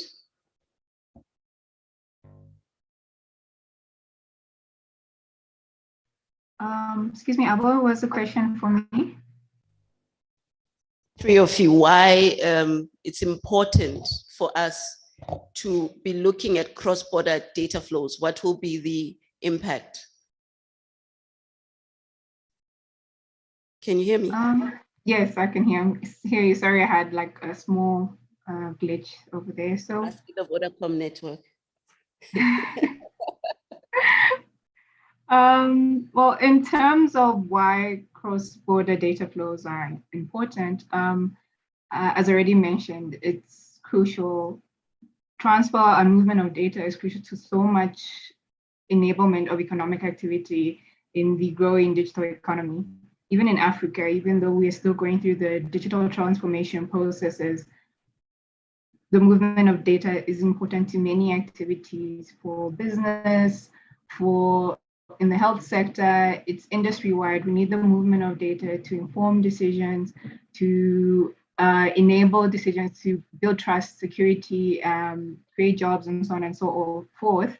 In terms of benefits and economic value, because data and digitalization has become very mainstream, the cross-border data flows and digitalization of trade activity, quite frankly, provide industry-wide benefits. And for example, I gave so many examples, but even though there are a lot of benefits, there are also quite a lot of risks, especially given the crucial context of the African continent, where we are facing datafication and digital transformation of economic and social activity, and the adoption of advanced technologies such as cloud computing, hosting cloud centers, big data, and artificial intelligence in inequitable ecosystems that already have persistent structural multidimensional economic deficits.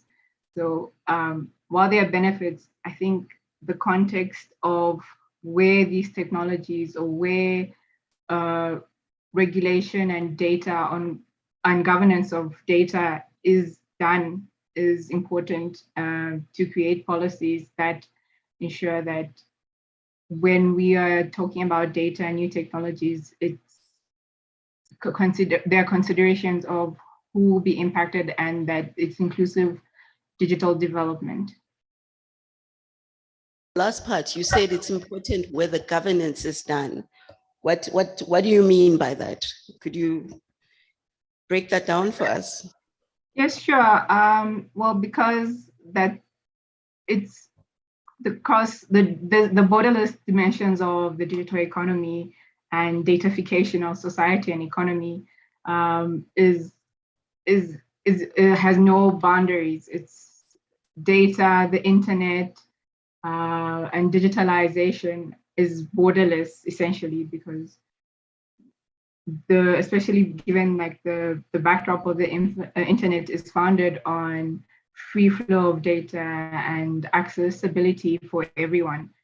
In that context, it's transgeographical. There are no borders when it comes to, well, there shouldn't be borders. Yes, there should be limited access and certain restrictions on data flows, but these restrictions and limitations should be guided by principles that protect non-economic imperatives that are very important, like data justice and digital rights. These need to be balanced. They don't need to be mutually exclusive. As I mentioned, there are no borders there shouldn't be unreasonable borders to cross-border data flows. But the problem is that we have, like I mentioned, the context of where these governance mechanisms come from, who is making these models, given like the digital data divide, we have uneven geopolitical power dynamics, we have weak existing data infrastructure, not only in South Africa. And remember, even if South Africa has strong data enabling infrastructure, for us to support the movement of data within SADC and within the continent, we need to also ensure that other countries and the rest of the continent also it has the enabling endowments. So none of these things exist in isolation. So essentially, cross-border data flows require several cross-cutting considerations for things like regulatory convergence, harmonization of legal frameworks, internet governance, policy reform in the ICT sectors, investment in strategic critical infrastructure, and definitely a coordination and coherence at national, regional, continental, and global levels.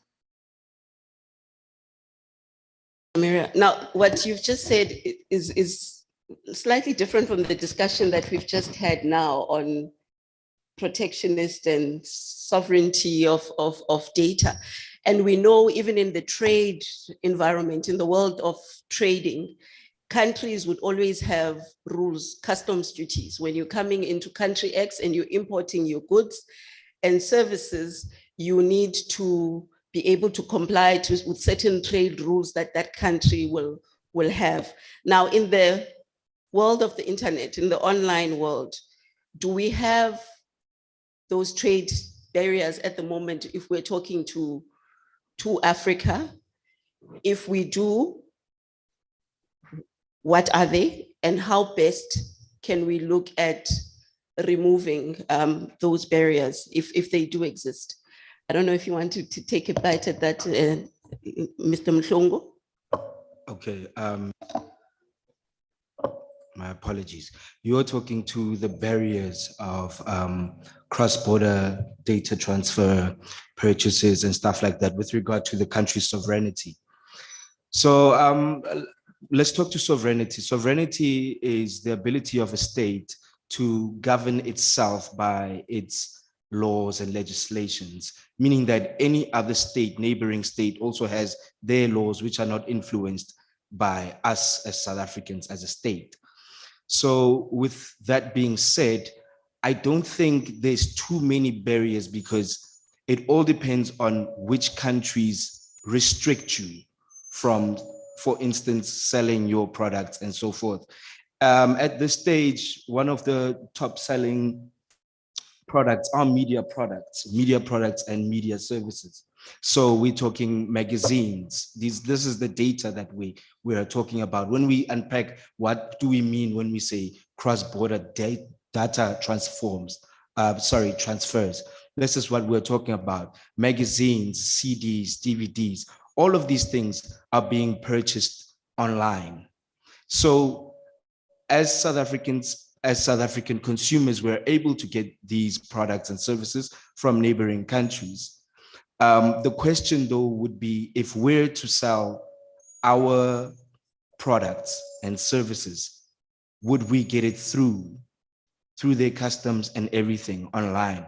For instance, China has a very tight barriers when it comes to what you can export and so forth, the amount of data which you can transfer there. I'm not so clued up about other countries, but I can confirm for you that China would be a difficult country to do business online with. They have very strict regulations when it comes to their internet. I'm not sure if I'm answering your question. Please do let me know if I did leave anything out. No, I think you've covered us. I'll go to Musa, and I want you to focus on Africa and South Africa. Do we have barriers when it comes to those when it comes to online trade? And if they are, what are they? And what tools do we have in place to remove those barriers? Yeah, absolutely. The barriers exist. And I think we can take it from a technical perspective as an example. I mean, you have to deal with multiple tariffs. Just to move equipment around is very difficult. So outside of actually putting the infrastructure in place, which is difficult to start with, getting that to actually work, and for us to provide those services, to get the internet going, to get the digital products and services to the relevant consumers, is a mammoth task. And that's just on the technical side, dealing with equipment, dealing with tariffs, dealing with different types of taxation, etc. And then also, when we look at data movement as well, we have clear barriers. The first of which was discussed at length in the previous session, which is data sovereignty and localization. We also have strict adequacy requirements. We have an inconsistent use of terminology in laws, in policies, and generally just the lack of standardization. And that is basically the universe within which these barriers exist for digital and data services. So very broad and all-encompassing, really. Do we have instruments that we can help us to remove them? Yeah, absolutely. And what we've looked at doing is, from our side, we've looked at how do we actually speak to these policies and solve for these issues we've identified as the main barriers. We've looked at various developments with regard to best practice. I mean, with the EU, there's open data policies. We've looked at the Convention for the Protection of Individuals, which is known as Convention 108+. We've looked from an Africa continental perspective. We've looked at the AU Digital Transformation Strategy and the data policy frameworks. And also from a SADC perspective, I think let's not leave out the shining light and the great example that Mauritius is. Mauritius is a signatory to Convention 108+, has very facilitative and enabling laws, including a very robust Data Protection Act.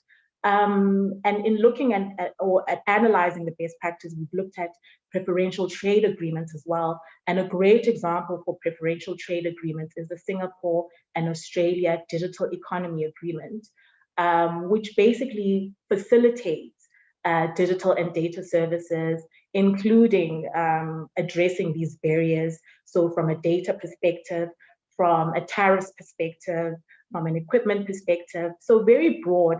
And that, although it's a bilateral arrangement, is really a great example for what, from a bilateral level, can be done. And Singapore is really leading in this bilateral arena, in the sense that it has a DEA, or Digital Economy Agreement, also with Chile and with New Zealand. And I think if I'm not mistaken, these were all signed within the space of 1.5 to 2 years. And also fundamentally on a continental level, we also have the Africa Continental Free Trade Area. And that is essentially trying to establish a unified trade area where we can eliminate some of these barriers and also look at how we can really push for a diverse digital economy, which takes into account things like tariffs, so removing those tariffs, removing data flow barriers, and that's where we can use the AFTA and leverage with regard to data flows and really see how we can, as on a continental level, create this digital economy by removing the barriers. So those are the instruments that are available. That's the best practice. And if I can quickly add to that and just speak to other recommendations, we can also look at it at a regional level. So from a SADC perspective, we can have regional cooperation via policies. And as I mentioned before, we can have regional cooperation by trade agreements. And fundamentally, we can also just look at regulatory reform, looking at how we can, have robust enabling policies and laws. So I think I've said quite a bit, but that's kind of the universe that allows for us to bring Africa into the digital fold and be a meaningful participant in the digital economy. If you want to take a last bite at this question before we open the floor, I see I already have one hand. Any other hands in the room, please put them up so that I can note them. Okay, 1, 2, 3, 4. Okay, Shamira, your last take at the last question, and then I open up to the floor so that they can ask us some questions.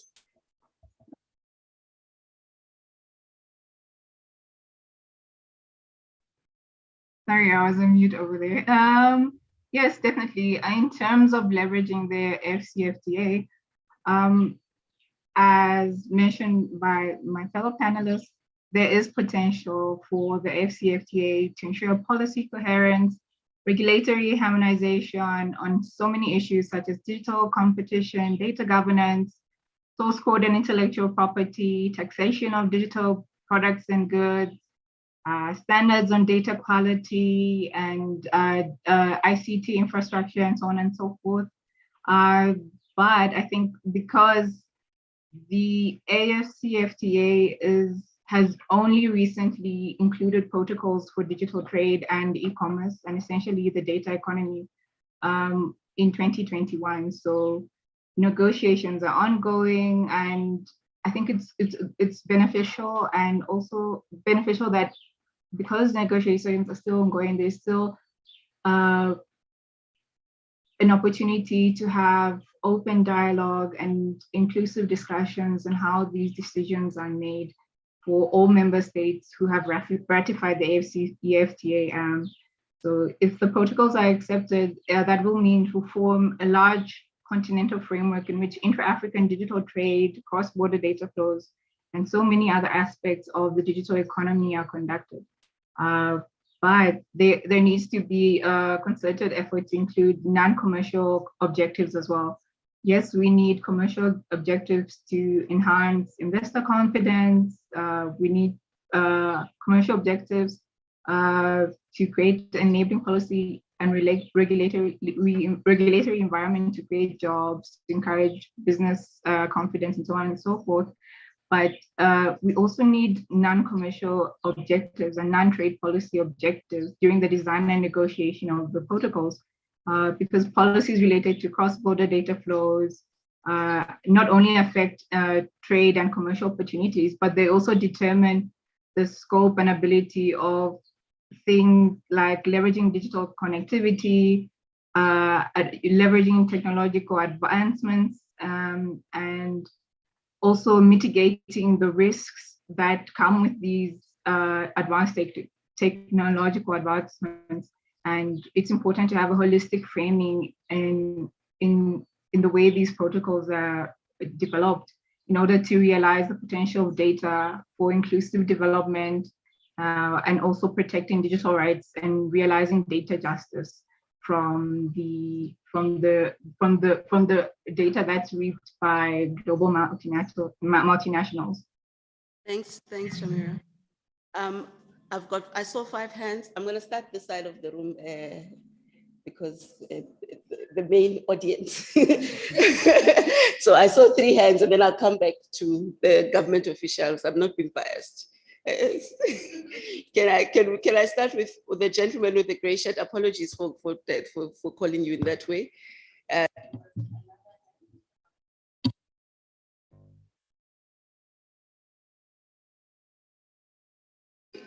One, you, Tsepo, and then the online question, and then we'll come back to the side. There were 2 hands here.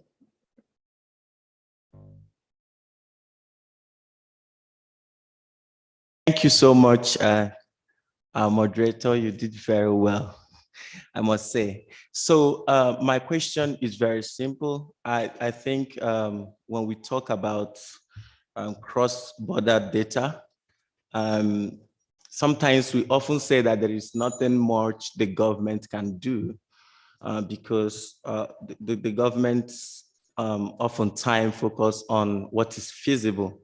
But I'm trying to ask if there is any necessary connection between cross-border data and the international relation, or what is the point of convergence between the two? And where does the government say, because 2 weeks ago, Nigeria sued Meta of Facebook billions of dollars for running ads without remitting in accordance with the local laws. Thank you. Have the official from TCTT will also assist us in answering that question. Thanks, Chair. I think just to add a little bit of spice on this. And before you go, please, when you ask a question, be specific if you want a particular panelist to respond to it.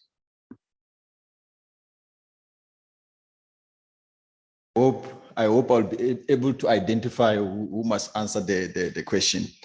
So I think one thing that I think we need to be mindful, we need to understand our strength as a country. You see, when it comes to online purchases, it's not all about putting things online and hoping that someone's going to buy.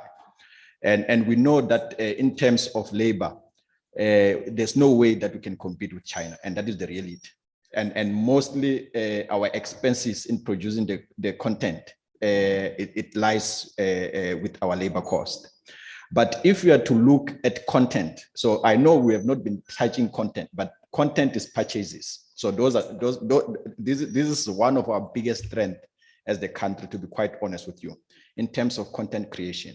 If we are to look at the example, this is cross-border purchase in terms of how online transaction work. You look at what the local artist, Master KG and Makaz, to be quite honest with you, they're not making money from South Africa. We need to be very realistic about that. You see, they are making money from international, and that is our strength. Remember, there's no external labor cost that you cannot manage. And you also go back to the likes of Netflix. When they started in the country, their series failed dismally. And what they decided to do, they decided to produce local content in terms of series. And if we don't focus on what is our strength, there's no way we can compete online. We need to be very realistic about that.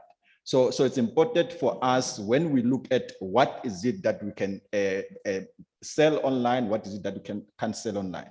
And just last example, you look at the challenges that Takealot is currently facing, the upcoming Amazon, in terms of the content that they are selling. If you're going to sell something that is found in other countries, let's say it's not traditional aspects of things, with traditional aspect of things, there's no way that other international players can compete with us. It's as simple as that, because that is our exclusive content. So we need to assess our strength before we start to complain that we are unable to sell on this platform. We can't sell international. Let's look at our strength. The example that one of the panelists raised or gave with Mauritius. You see, Mauritius doesn't mind to give incentives on something that is not their strength, because anyway, they were not going to sell that. But they know that their strength is in tourism. So they focus on that. So those are the things that we need to be mindful of. Thanks, Tepo. That's very insightful inputs. Over to you, Tulu, from on. I think Shamira has already answered the online question, but should I continue with it?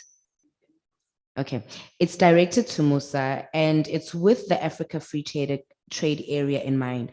Are you seeing concentrated effort from regulators in different African countries to collaborate and break those issues in adequacy, inconsistency, terminology, and standardizing? Okay. I think the first two were not really clear. Well, there was one question. And then this one. So I think we can come this side before we hand over to the panel. And you can help us.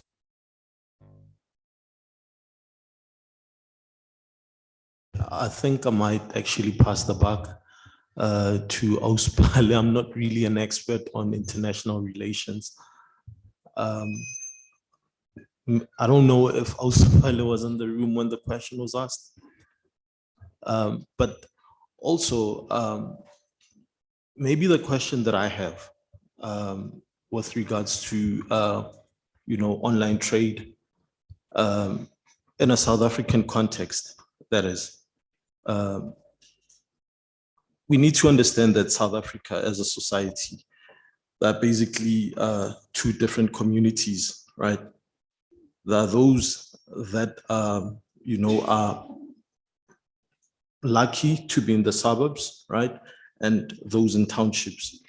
Now, those in townships actually can, be able to purchase and not experience any difficulties.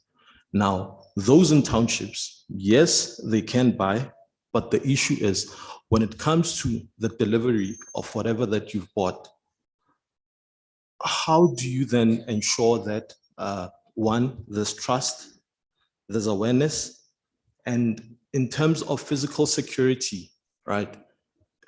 Whoever that is delivering whatever that you bought will not be harmed. Because I'm saying this because there's a friend of mine, right, who has his own company called Swiper Delivery. Now, he had opened a branch in Soweto. He had to stop because one of his bikers or one of his employees, they hijacked him. They took the scooter that he was using. And also, coupled with other issues like your load shedding as well. It affects online businesses and obviously in a way stagnates the growth of digital economy in the country, right? And as I've said, it's not only that. I mean, when it comes to your take-a-lots, yes, your Ubers, maybe they might be able to, to come into townships and, drop off or even collect people. But in terms of purchases of actual items, how do you then, deal with that? Thank you. Thanks. So you're intimidating me. You gave the other panel an hour, so please, Mr. Homicide, you can go ahead.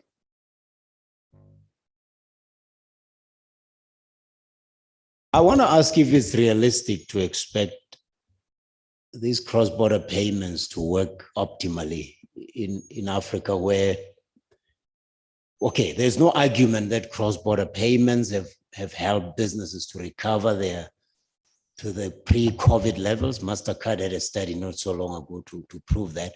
But if we are neglecting basic infrastructure, is it realistic to expect that we can pay attention to cross-border payments in a legislative framework sense of the word? But the other thing is it realistic to expect Africa to catch up at this point when cybercrime doubled in 2021 and already Africa was losing to illicit capital outflows before COVID, before cybercrime There was a lot of transfer pricing and a whole lot of things. I'm not talking drug trafficking, which is still a problem, human trafficking.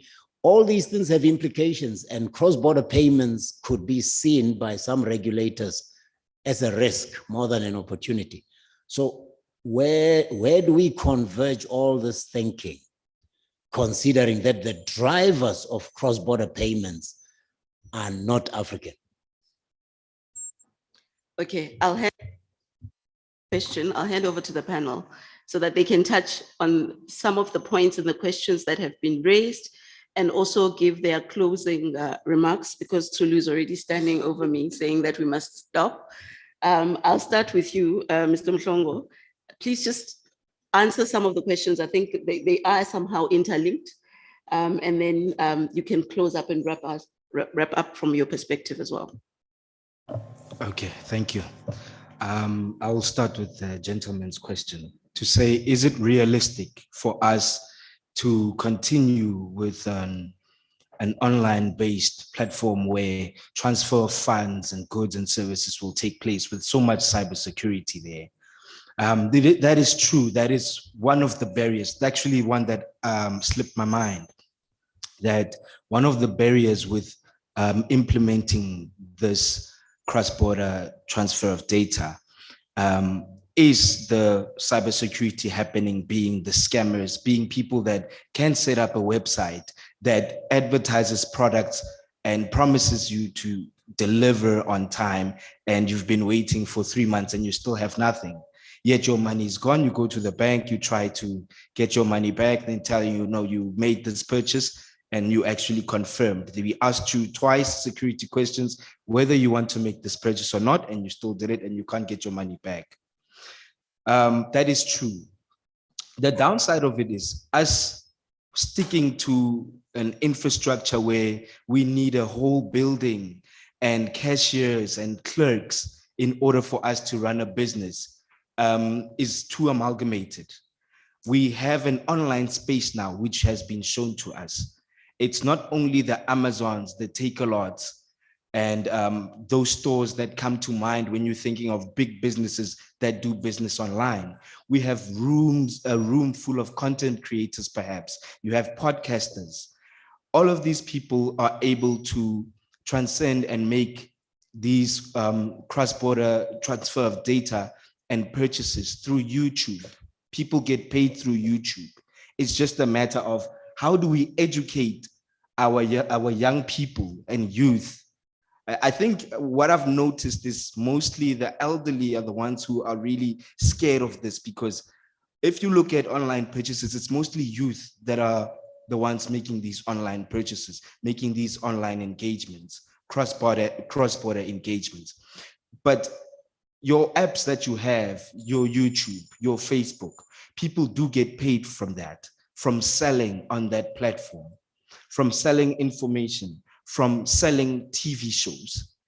So it is very possible. There is the risk of cybersecurity, but that is a small risk than what we'd lose by not trying to tap into this market. But sorry. No. I'm afraid. We'll have the other panelists entering into the question, or responding to the question. So let's give them an opportunity, and then we can follow up, and we can always have sidebars behind. It is realistic.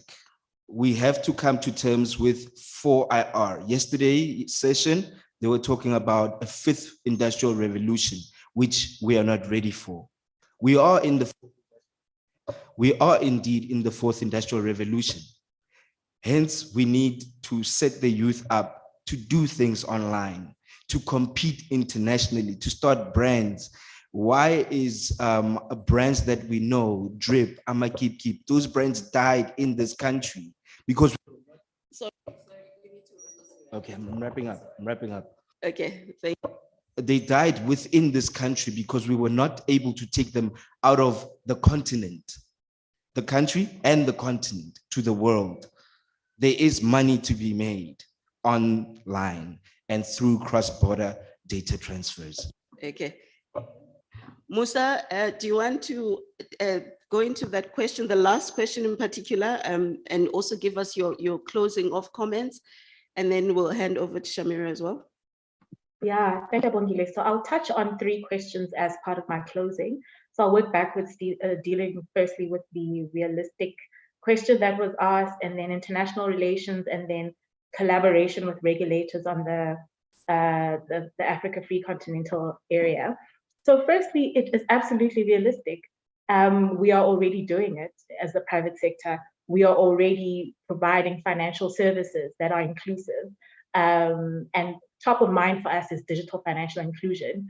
You know, a very big market for us, for example, is the East African market, where we have very robust financial services through M-Pesa, which allow for the unbanked to become part of the financial community and to have access to financial services. Also through remittances, you know, not only cross-border remittances, sending money from Lesotho to South Africa, vice versa, but internally from an urban area to a rural area, and also just dealing with cybercrime and security. Please remember that regulators are very sophisticated. They understand the dangers, and they also understand the international standards when it comes to cyber crimes and security. I know for us, we are very diligent in adhering to those standards. And also from a legal perspective, there are laws that we have to deal with from a cybercrime and security perspective. Also, there are robust tax laws and tax investment treaties that deal with transfer pricing. There are laws that govern transfer pricing. So do you have the correct contracts in place? If you're doing internal arrangements within an organization, do you still, on top of that, have the relevant agreements and contracts in place that take care of transfer pricing and make sure that your transactions or your dealings are done at arm's length? Secondly, dealing with international relations and digital inclusion, those are intrinsically linked.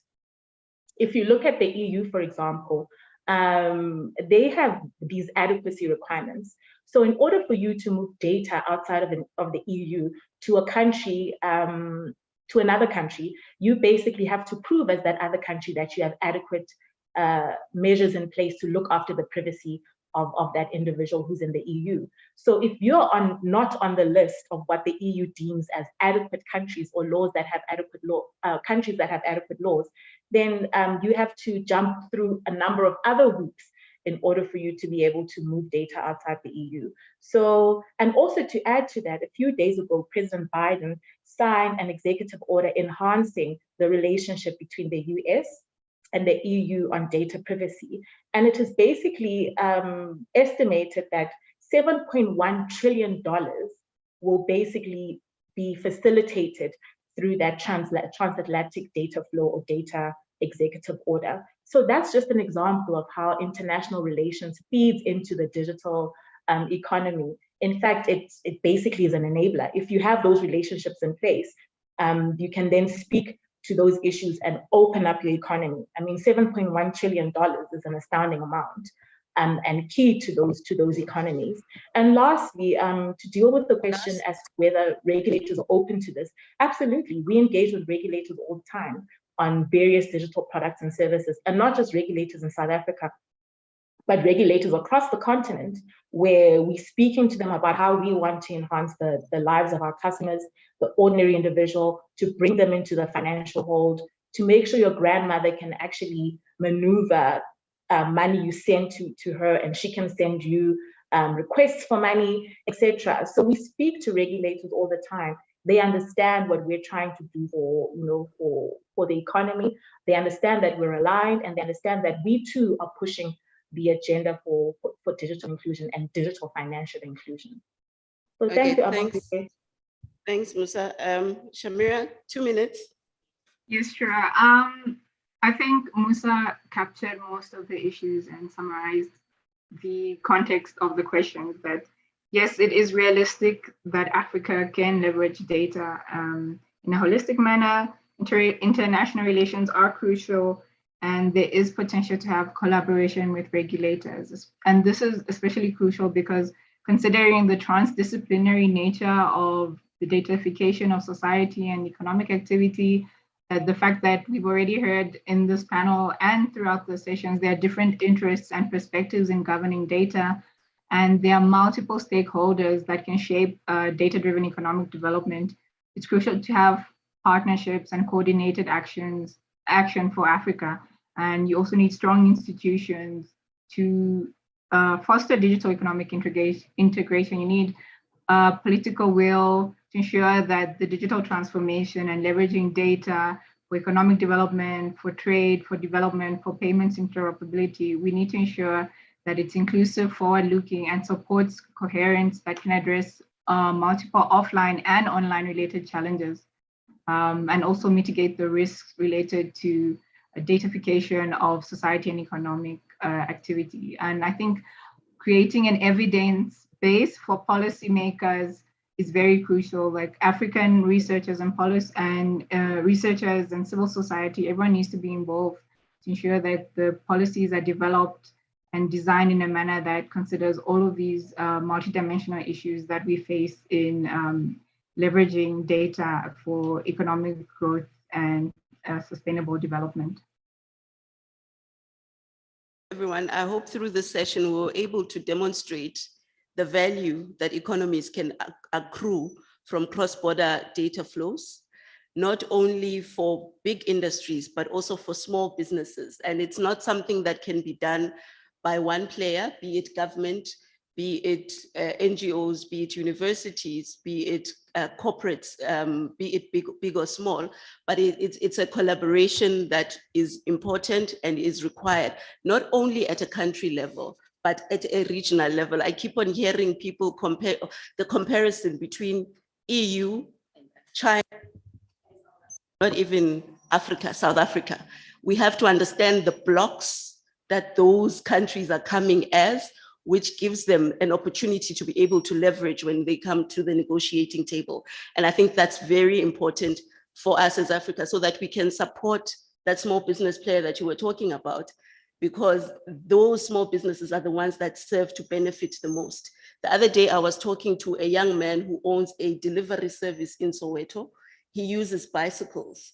And one of the questions I asked him is, how do you ensure the safety of your staff, the people who are actually delivering things in the township? He said, one of the things that I did was to take the very same young people in this location who are not working, who are known by the community members, who would not be harmed by specific groups, and also engaging in the community. That has helped to ensure that we do not become victims to crime and all of that. So it's a collaborative effort, and it needs someone who understands and looks at a unique value proposition that you can give to a particular community and leverage technology to make sure that you amplify. Ladies and gentlemen, thank you very much.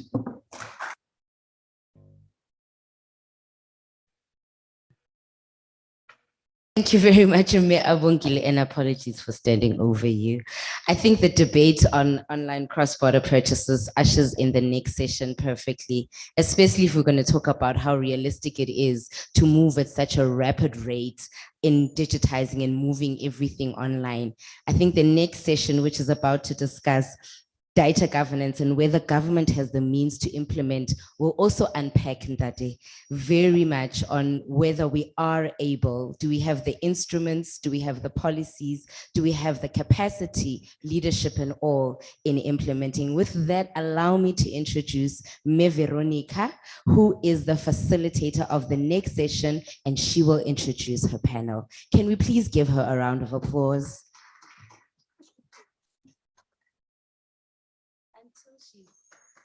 Thank you.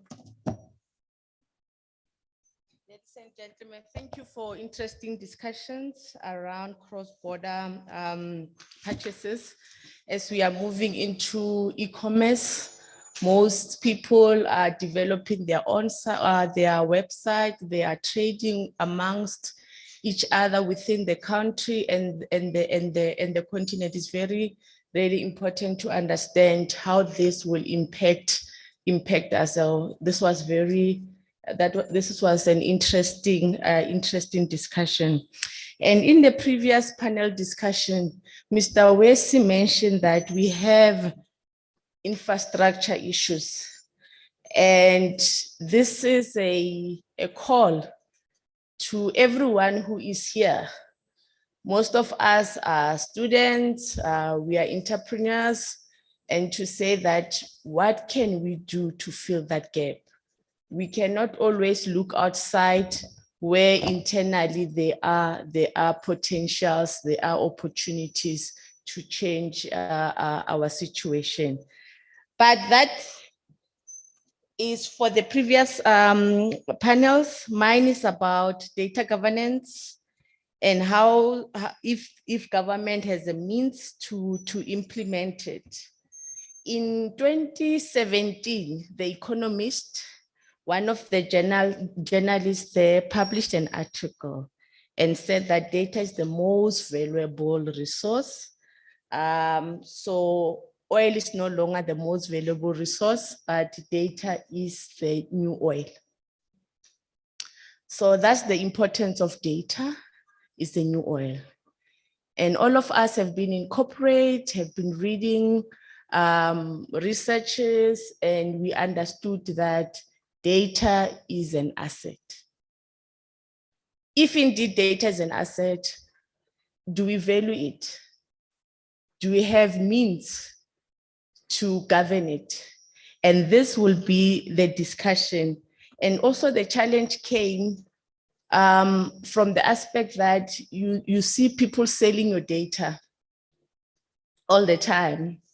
And most people who does that are from the private sector. They sell your data for different reasons, for decision making, for business intelligence. And that is also the crust of our discussion today. So now, on my panel, I have Mr. Alfred Motu. He's the Director of Department of Com and Digital Technologies. I also have Professor Sibula Wetladi. She's a lecturer at the University of Limpopo. And I have our Mbokoto, Ms. Sonwabi Sem Zinyati, who is the chairwoman of the SA Women in ICT Forum. Can I ask my panel members to come forth and introduce themselves?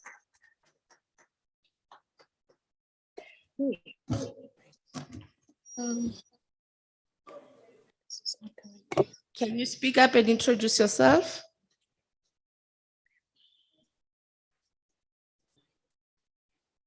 Onabise? Did my panel members leave me because we delayed? No, we're still here. Can you hear me? Am I audible? You are audible indeed. Can you please introduce yourself? Sure. Good afternoon, everybody. My name is Sonwabi Zinyati, and I'm the chair of a forum called the South African Women in ICT Forum. I'm also a trustee on the Cisco Foundation and the co-founder of the African Prosperity Fund. Very good to be here today.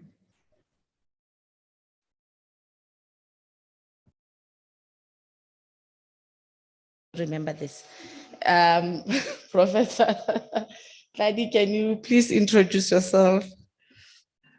Good afternoon, everyone. How are you? Okay, Tobe. Hi, my name is Sibula Wetladi. I recently joined the university in August, so I'm still a newbie in the university. I'm in the Faculty of Law and Management.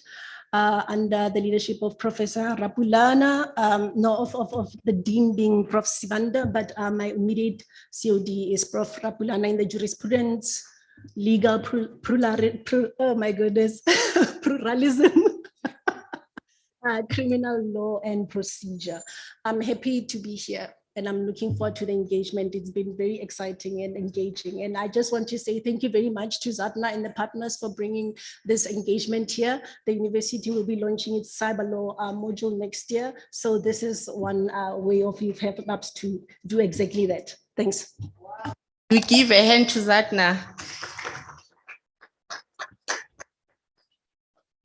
So really the big question, Prof, is that, do you really think that the government has a means for managing data or governing data? I'll start with you and go to Sonwabise. Thank you very much. As you know, of course, I'm not in government, but in academics. But before we can even go to that space, we've already determined what that data is and what governance is. But the two terms are combined, that it will be a process of managing the availability, usability, integrity, and security of the data in enterprise systems or in governments. We all know that government has a lot of information that they've collected from us, legally so, and it's kept in their databases, and those databases are subject to the law. So as to whether the government has that capacity to engage or to hold that, they have to comply with the data ecosystem, which requires that the data that they're holding be secure. And that's when you see the laws coming in, whether it's POPIA, where governments are having issues with security of safeguarding that information. We've all seen the cyber attacks online since last year. They're increasing, really. But we are thankful that we have laws in place, whether it's a Cyber Crimes Act. We are still waiting for the cybersecurity side because we had the National Security Framework policy, but it has still not come yet into the picture. So whether governments are ready, we have to look at how they have, if they have those frameworks within those government systems. A framework, have they set up an information officer who will be dealing with those issues? So data governance deals basically with three things or three elements. It will be people, it will be systems, and it will also be processes. So when you look at processes, it will be your laws, the framework that will look at the legalities around how they will keep the data, looking at the POPIA and other laws. The people will be a group of people that would have been appointed by that government department to deal with those issues. And of course, POPIA will go deeper into who's the responsible person, who's the operator, and all those issues. So as to whether that they are ready, that is still, I think, a verdict out there. And I think each and every government has to do its own audit. Thanks. Thank you very much, Professor Tladi. And we are here to really ascertain or discuss whether we have the means or not. And you had mentioned the issues of law and the framework. So Nwabise, I just want to understand that what will be the framework for data governance and that is for government? Yeah, so in terms of how the government is trying to align data as well as, just ensuring that whatever we're doing as ICTs and whatever innovations we're coming up with, we are aligning our cloud and data policy with our POPI Act. We've seen a lot of effort that government has undergone, especially since around July last year, where government is really trying to see how these two policies and frameworks can align together. I think there are, however, still some challenges that face government when it comes to data. And to be fair, this is not just a South Africa problem. This is a global problem. It's an Africa problem where we face things like practical challenges around building the theoretical concepts that we have in our policies to reality and how we fully deploy our cloud and data policy, how we fully deploy our POPI Act, which has been around for a very long time, but practically we're still finding it very hard, both as government, but also as corporates, to deploy into our organization. I think there's also challenges around ethics because, what is the ethical standard of data? I don't think we are aligned in terms of what data ethical standards look like, whether we're talking about large-scale commercial data or whether we're talking about data within social platforms. And there's also a lack of trust, just individually, around how many people even sitting around the room trust that their data is being used for what the platforms they're on are saying they're using that data for. So from like a governance perspective, and we can even put that in gender, we can even genderify, that whole concept around how are we even identifying data publication in order to drive real solutions? How are we using any kind of data that we're finding, for instance, to reduce period poverty, to track the life cycle of a girl child so that we can improve their lives? And it was International Day of the Girl just this week. But how many of us can say, data in what we thought it would do has actually done what it said it was going to do when we first were all crazy about data and calling data the new gold? There's also a lack of transparency and really consumer rights are not clear around data. We're still seeing a lot that the Consumer Commission can do to protect consumer rights around data. And then also regulatory frameworks, we take forever in the country to update any regulation guidelines. And when we do, they're so confusing because one organization will update it in a certain form, another organization will update it in a certain form, and you find that both organizations, these regulatory guidelines are actually clashing. And they're not clear in terms of how storing data, for instance, can be done in terms of surveillance of the data. And we've seen how also in the past, some regulatory frameworks have been used to manipulate data to drive political agendas. And then also, I think the other challenge we're facing, Veronica and everyone in the audience, is really around technical skills on driving the governance of data. And we've got so much data mining happening, but data mining on its own means nothing if we're not really using that data to drive real solutions and to drive innovation in the country. But I must also, to the Prof's point that, we don't represent government. I'm certainly speaking from a corporate as well as a citizen point of view. And indeed, most of us are from the private sector, and it will be really interesting to know what is our national data strategy. If we do have our national data strategy, and it will be very interesting to see who is the custodian of that data strategy. As Sonwabisa has mentioned, we don't represent government, and I would like our audiences also to come in and help us in this regard. And you are able to, all our online participants, put your views, and our participant here, you can also raise your hand and help us in that aspect. What I want to also ascertain, so Nabis, I'll start with you. The concept of government as a platform. How can data enable it?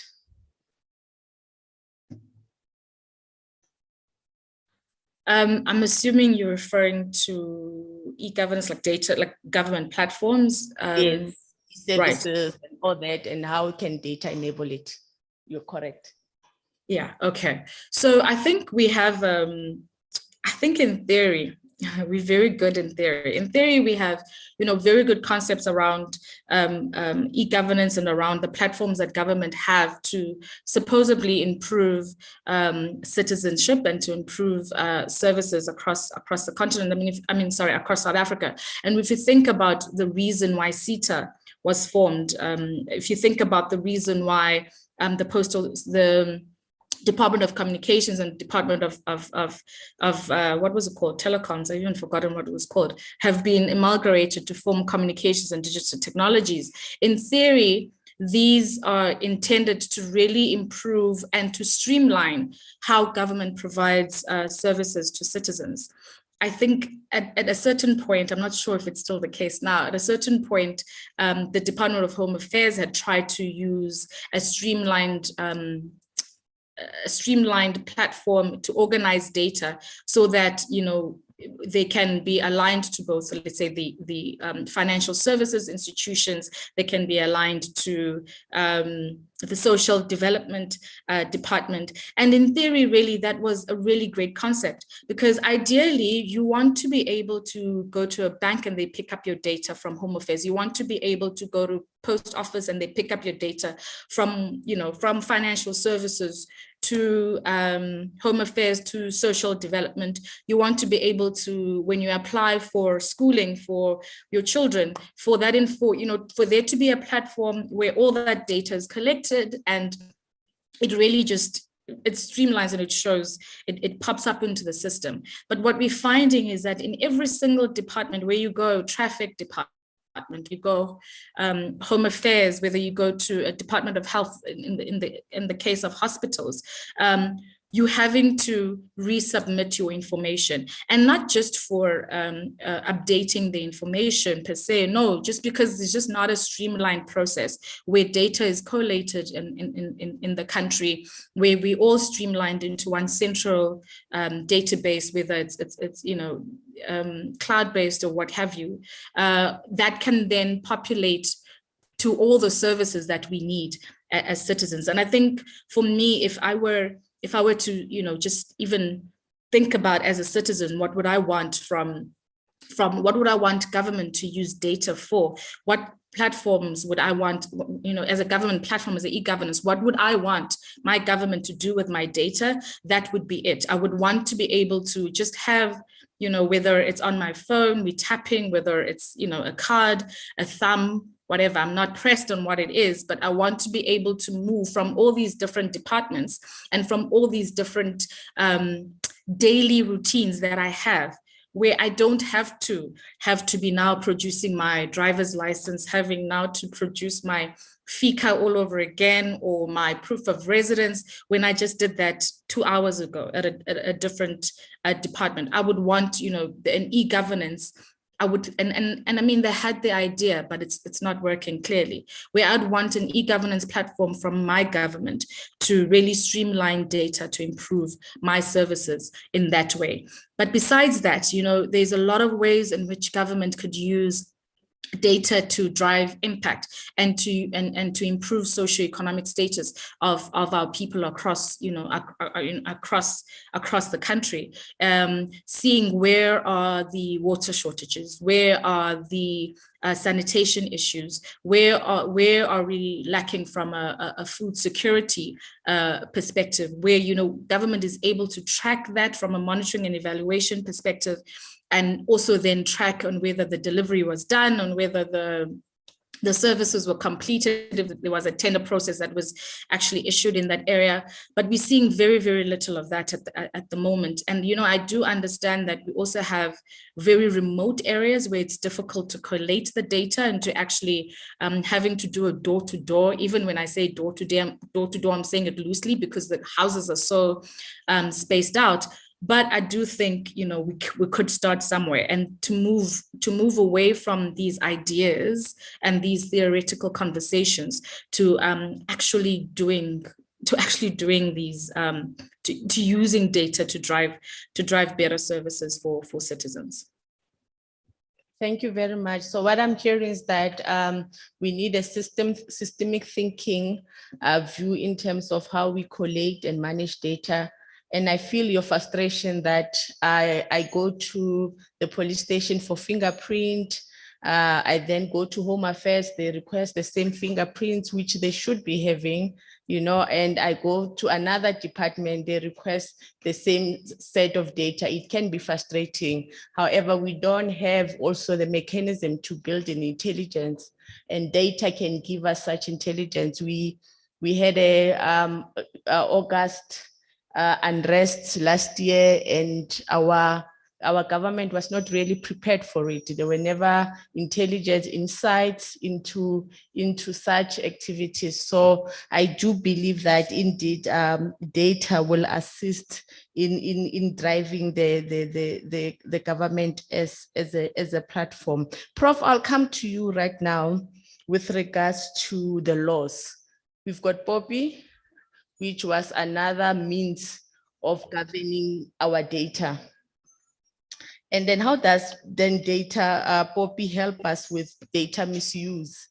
Because we need to share data at some point. We need to, you are one department, you have your own data, I'm another department, I've got my own data. How do we then share within those limitations of the law? Help us? Is Poppy helping us as a means of governing data, or it's another challenge? Thank you for the question. I think someone noted earlier that Act, but it only came into effect, most of the provisions in 2020, I think, and there was a 1-year grace period, which was 2021.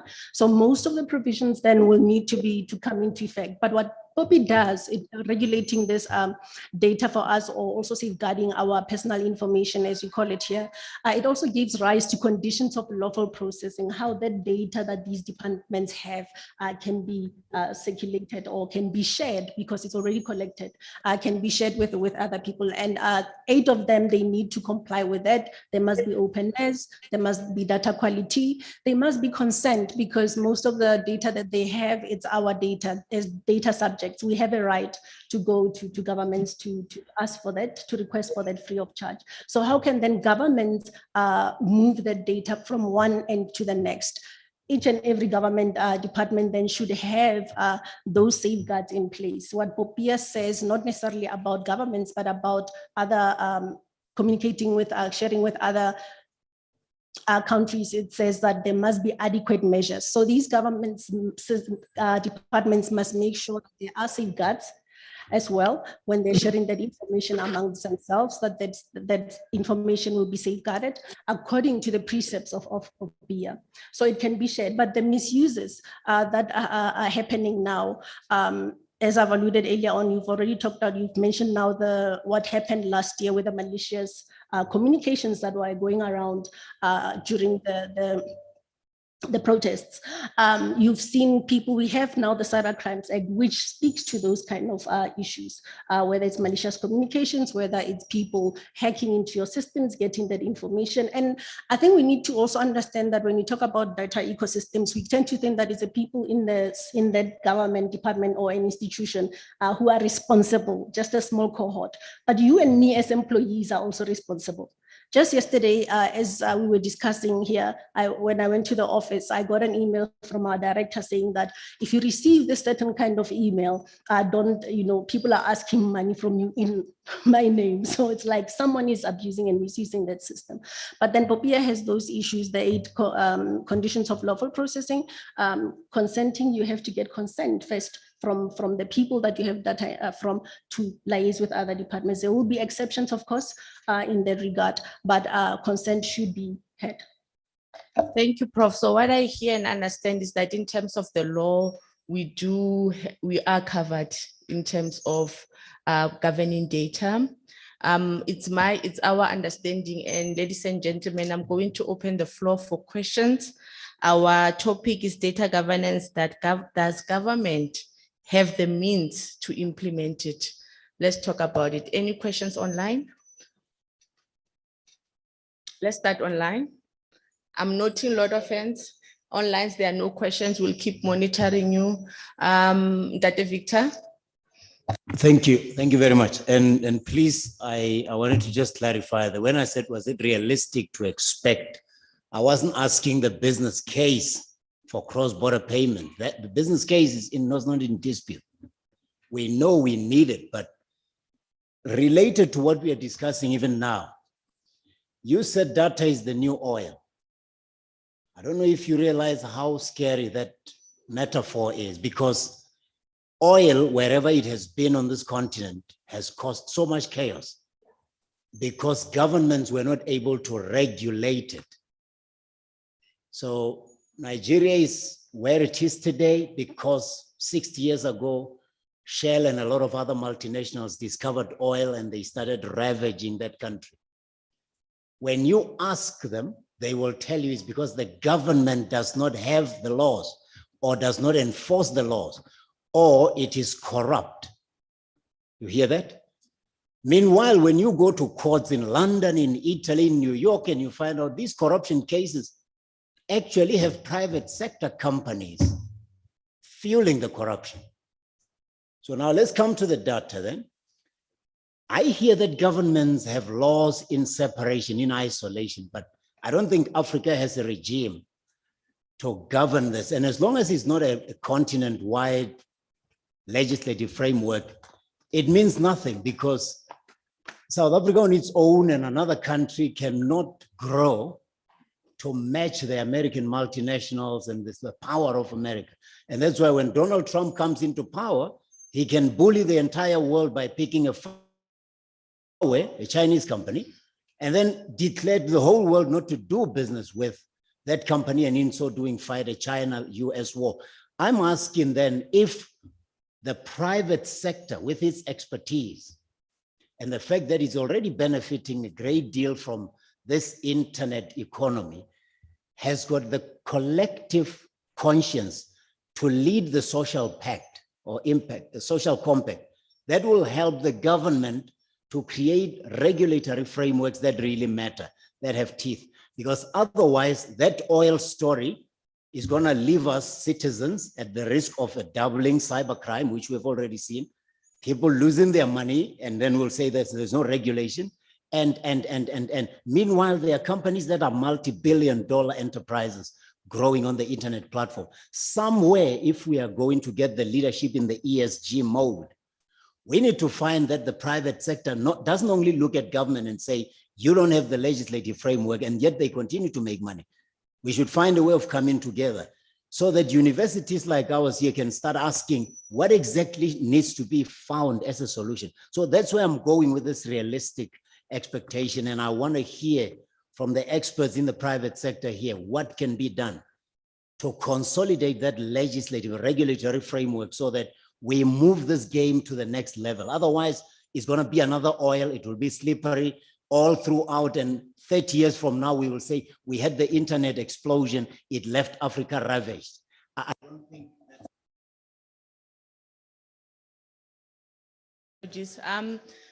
So, Prof. and Swanabise, can you please note all the questions? I will.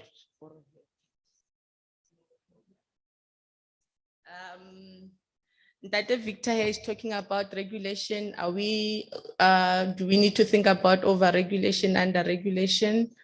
What is the private sector role in data governance? Your name, sir, and your question. Hello, my name is Laura Spoza from Mokhalai Foundation, an NPO that is all about upgrading and upskilling our community when coming to 4IR, digital, technological, and changes that we are faced with. So what I want to contribute is not necessarily a question, but adding on what the previous speaker just elaborated to us. So, but firstly, I would like to remind our government that most of the things that we're talking now here, it's like they were dealt with in the previous governments or AU. For example, in Joburg in 2009, we had Oliver Tambo declaration, which was all about how can we come with a domain, the domain that will cater the African continent. And then from there on, in 2010, we had data of states from all African countries in Abuja. And then we had the Abuja, Nigeria Abuja Declaration. And then there were resolution and recommendation. And then until 2012, where we had Commissioner Ibrahim of AU Commissioner, after they had, as part of the Abuja resolution, they decided that they must come up with Africa. You see. So now all those things were dealt with. We had the reports, but it's challenging because mostly when we go to our government, like me, when I used to do, it's stressing because it shows you, even this report too, we have them, our government official or municipal workers, even our academic teacher institution, they don't go through these things, you see. So now it's like we're busy repeating same thing. We talk about this domain range, forgetting that it's an US-led or patent right.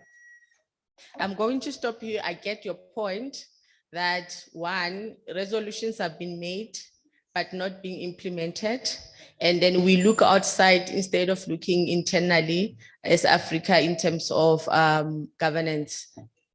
I'll come back to you. I just want to, so that we've got and them to really get confused. All right, thanks. I'll go there, then come.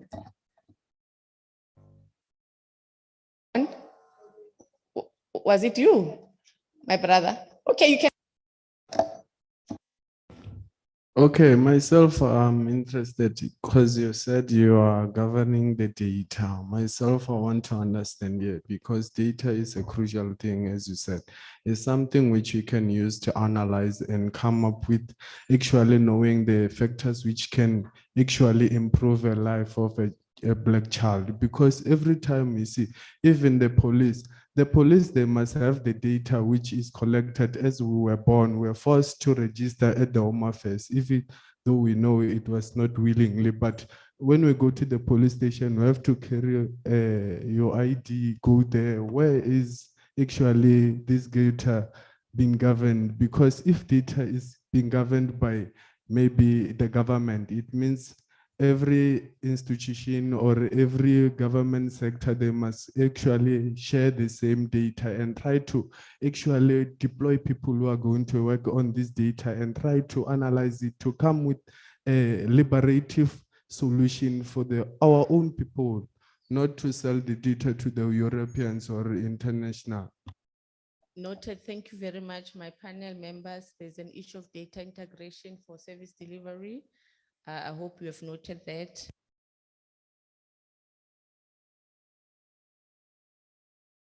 Maybe as an answer to some of the questions, I'd like to state that as government, we have put in place, obviously, certain policies. And there's also like your institutions that we have put in place to ensure that, the data is properly governed. And in relation to this topic, more specifically, there is the information regulator, right? Now, if I can just mention one example of how the information regulator has, even though it is still new, right, has somewhat, I'd say, won a battle. It was with the WhatsApp change, right? And it affected a lot of people because there was obviously an influx of people who moved from WhatsApp to other platforms. Now, what the information regulator found out was that, yes, WhatsApp did actually violate, POPIA, right? So that on its own, it's a victory. It does show that we are taking these issues seriously. Are we maybe, advanced? No, we are not. But we obviously have to start somewhere. And the information regulator has already showed that it is willing to, Thank you very much. Sorry, ma'am. I'm not finished, ma'am. Yeah. And with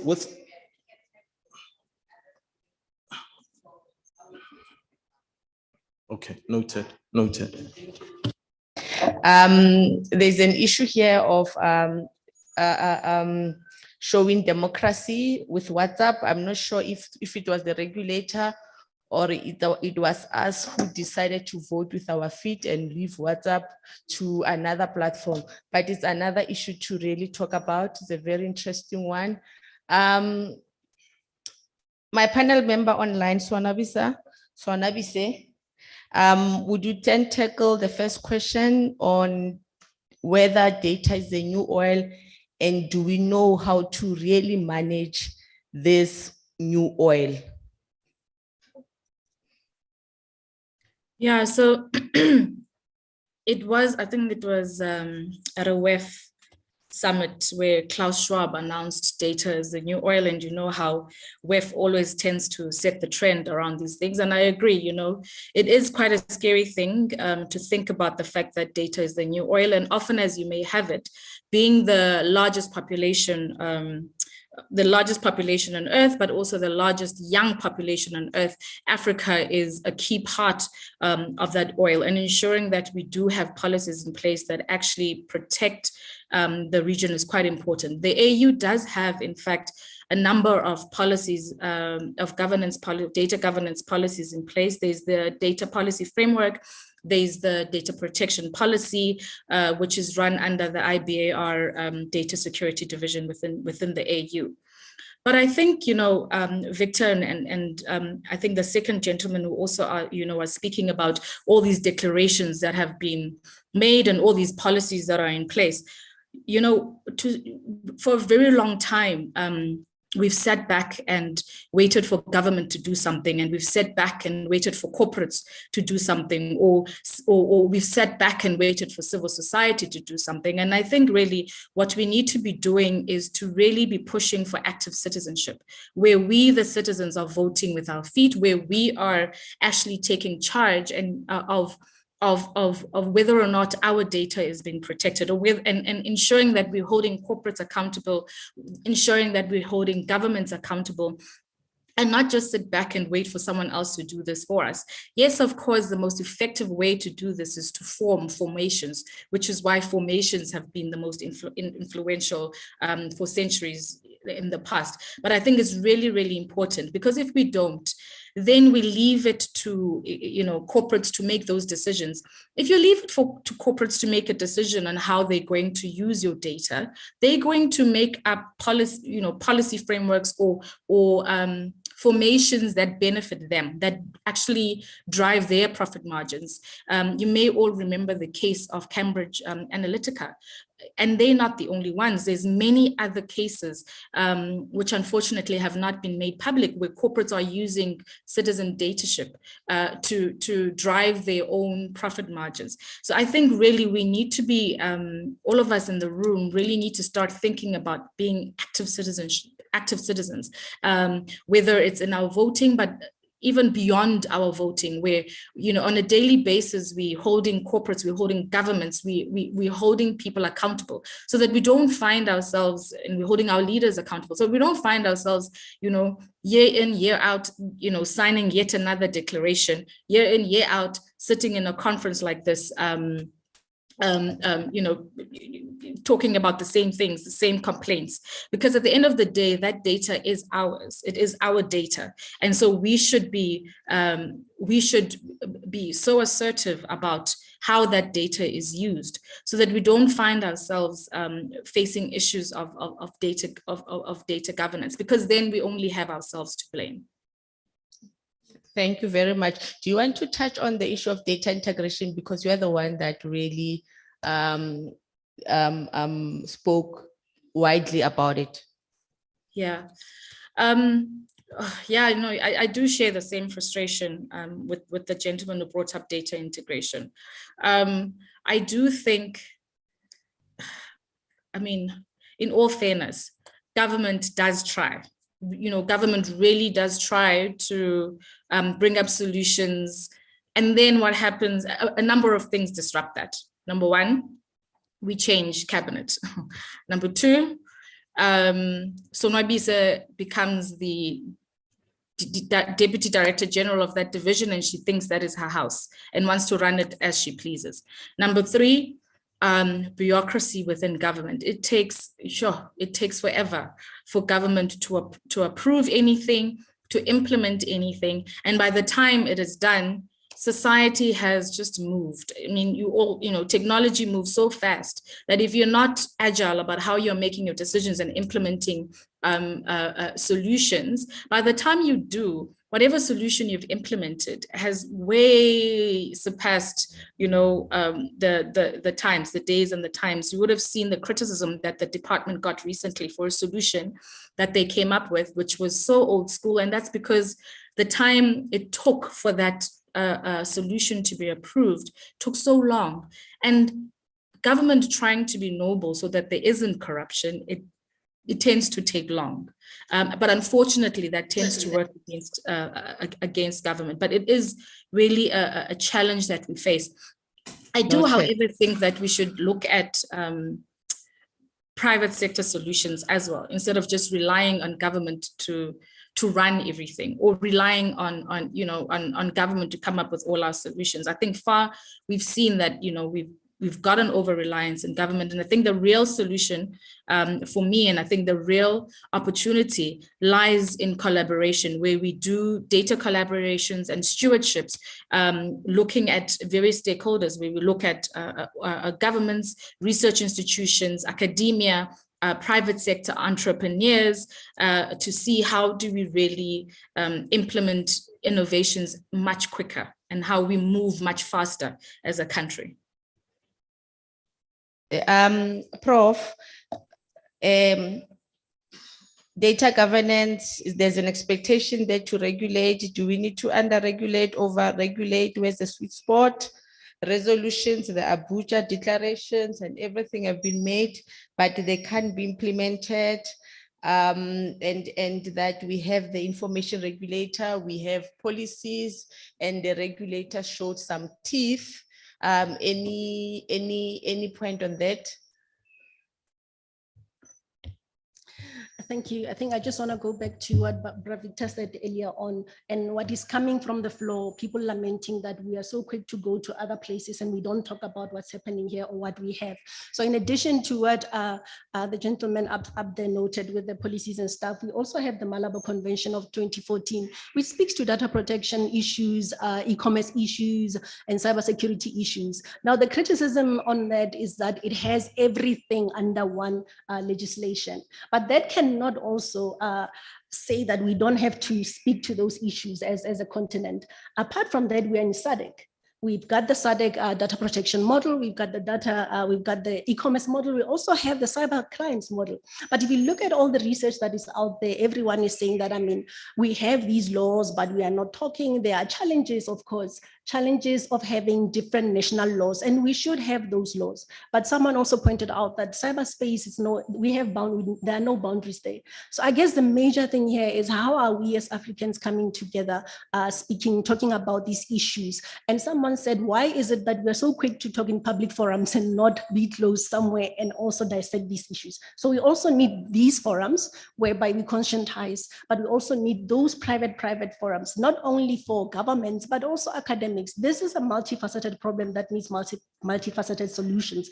And also you and me have to be part of that, because the education, we need to be aware of what is happening and be equipped in that. And someone also raised, I think I just want to wrap up with that, is that they raised a concern yesterday that academia has the curriculum is redundant.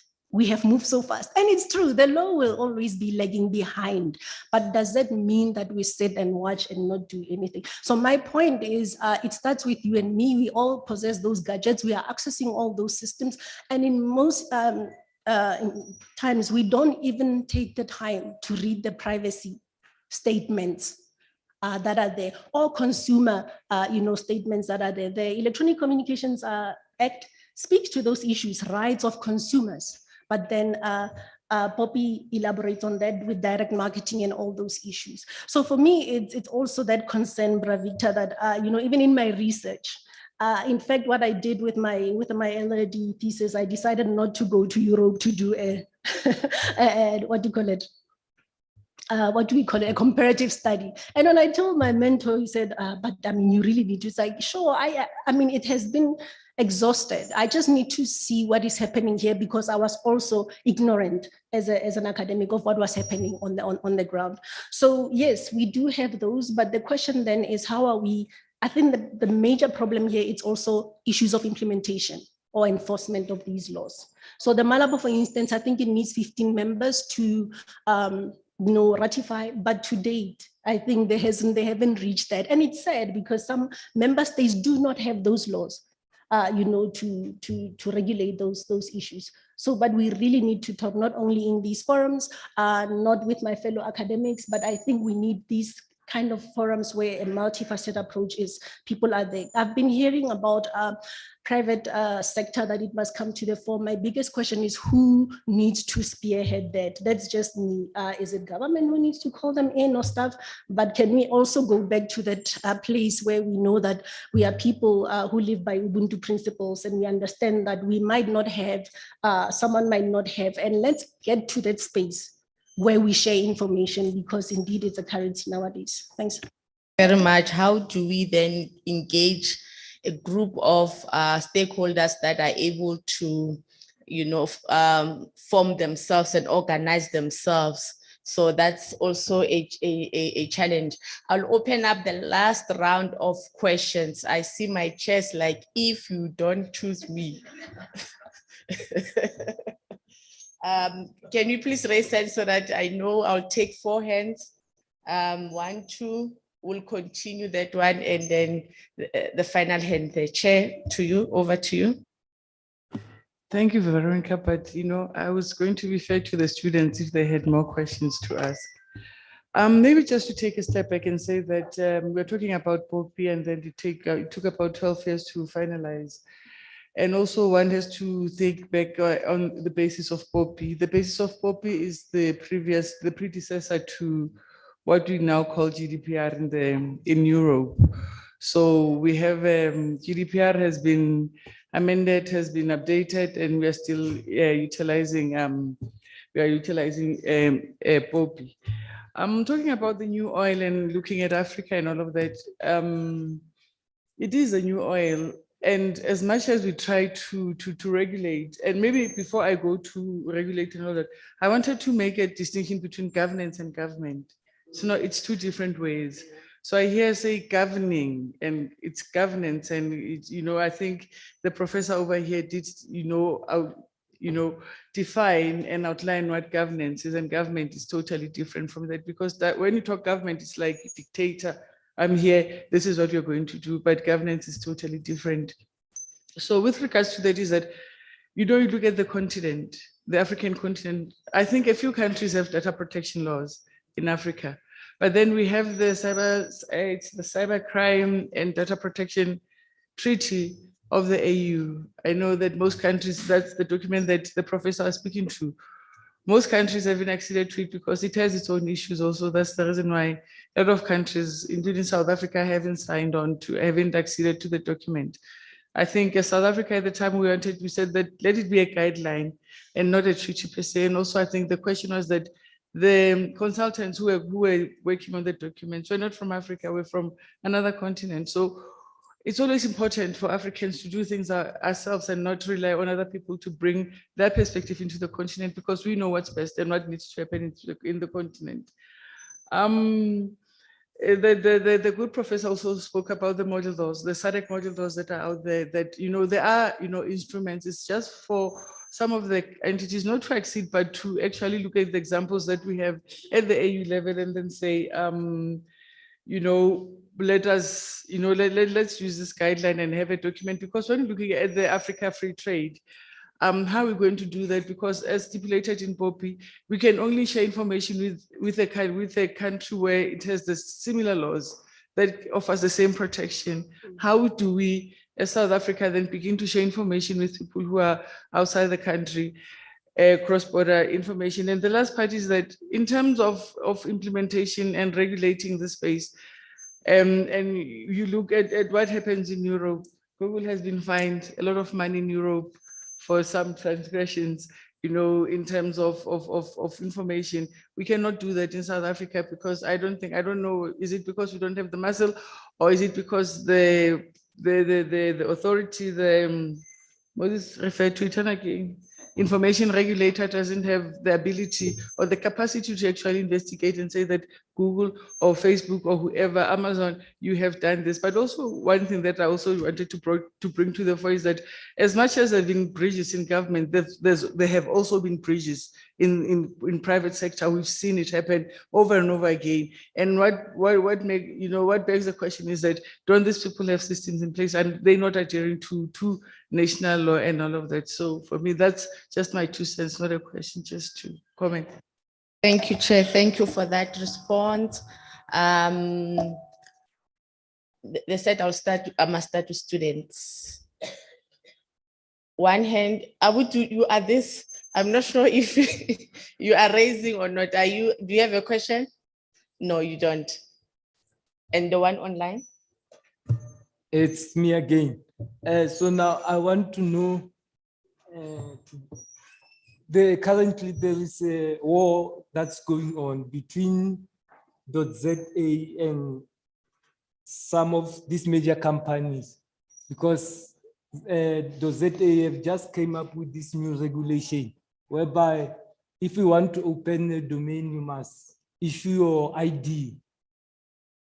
And then at the same time, there's these private companies like your Worldwide Works who are challenging this new regulation that you must pop out your ID.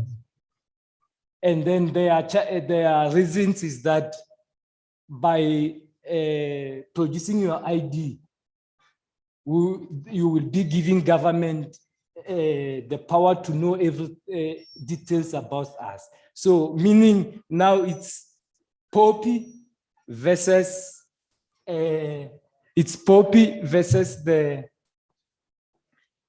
ZA. Since the ZA, they can't issue you a website without taking your information, because you may end up opening a child porno website.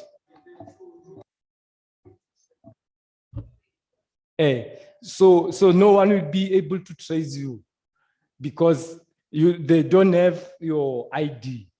So that's the new regulation that they are proposing. But at the same time, others are complaining that by giving this out our identity, we will be contravening the POPI. So that's why I'm trying to show that sometimes these things are happening currently. And then if we don't look at them, it's like we are wasting our time. And then lastly, 2 days ago, in retaliating to Russia's blocking oil to Europe, USA have announced that they are banning semiconductors. Any country that is producing microchip, for those who don't know, for a microchip, it's a patent under USA, but mostly the microchips are being produced by Taiwan. So now USA have already announced that they are hitting China with this semiconductor sanction.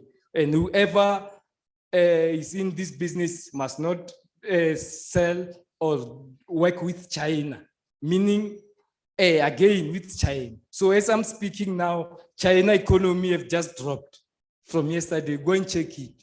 So I'm trying to show this geopolitical world. If we talk, we must focus on those things before coming with these laws. And then lastly, the DNA domain name and this generic top-level domain, they are American patent right.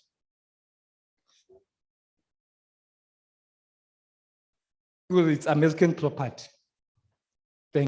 Thank you very much. So you've touched on the .za new rule that when you register for a website, your ID, so that people don't create pornographic website, 911 website, and all those things. Do you think it's a bad idea?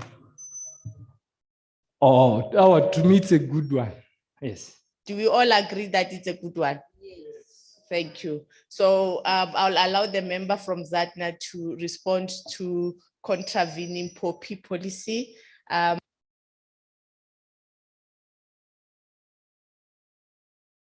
Apologies. I think the first point, which talks to the local context when it talk about governance, not government, governance of tech, of data, of everything, it's coherence. And I think the brother up there has just touched on it. Coherence, institutional alignment in South Africa is a big problem. And I'm talking from someone who's been a regulator, who's also now in the private sector. Coherence and alignment is very important, and it makes it difficult for us to manage that oil that we're talking about. Now, looking to the future, as Africa, we have an advantage. And I think we need to optimize on that advantage of developing a new regulatory framework for data and for the tech space, because it's an evolving space, this one. It's fairly new. It's evolving every day. So your EUs are setting the precedent. But how are we developing our own Africa precedent? And most of the time, if you engage with good corporate citizens, because in any environment, you'll have good and bad corporate citizens. If you engage with good corporate citizens and governments and NGOs, there is agreement on what the problem is when it comes to data. What are the protections that we need to put in place? The biggest challenge is, how do we ensure that we enforce that protection? And that means how we develop regulations needs to be significantly different. It cannot be one party coming and saying, this is the rule, because you also don't understand how that platform operates, how it's structured, how it's configured. So how do we cooperate? When I was in the regulator, I used to talk about co-regulation. Now, the regulation, when we're talking about the oil moving in the future, it's about how do we develop rules together? And that needs some alignment in how we are configured and how we engage between private sector and government. The mistrust that is there right now, I think we need to find a way to see how we can close that gap. Thank you. I belong to several organizations that is a private sector organized entity. So what I can tell you is that the private sector is well organized. They know what they want. The challenge is on the other side, but that's my view. We've got two panelists. Your closing remark on all comments and questions that we raised, and that can you talk about the POPIA and the new regulations? Thank you. Yeah. No, thank you very much, Chair.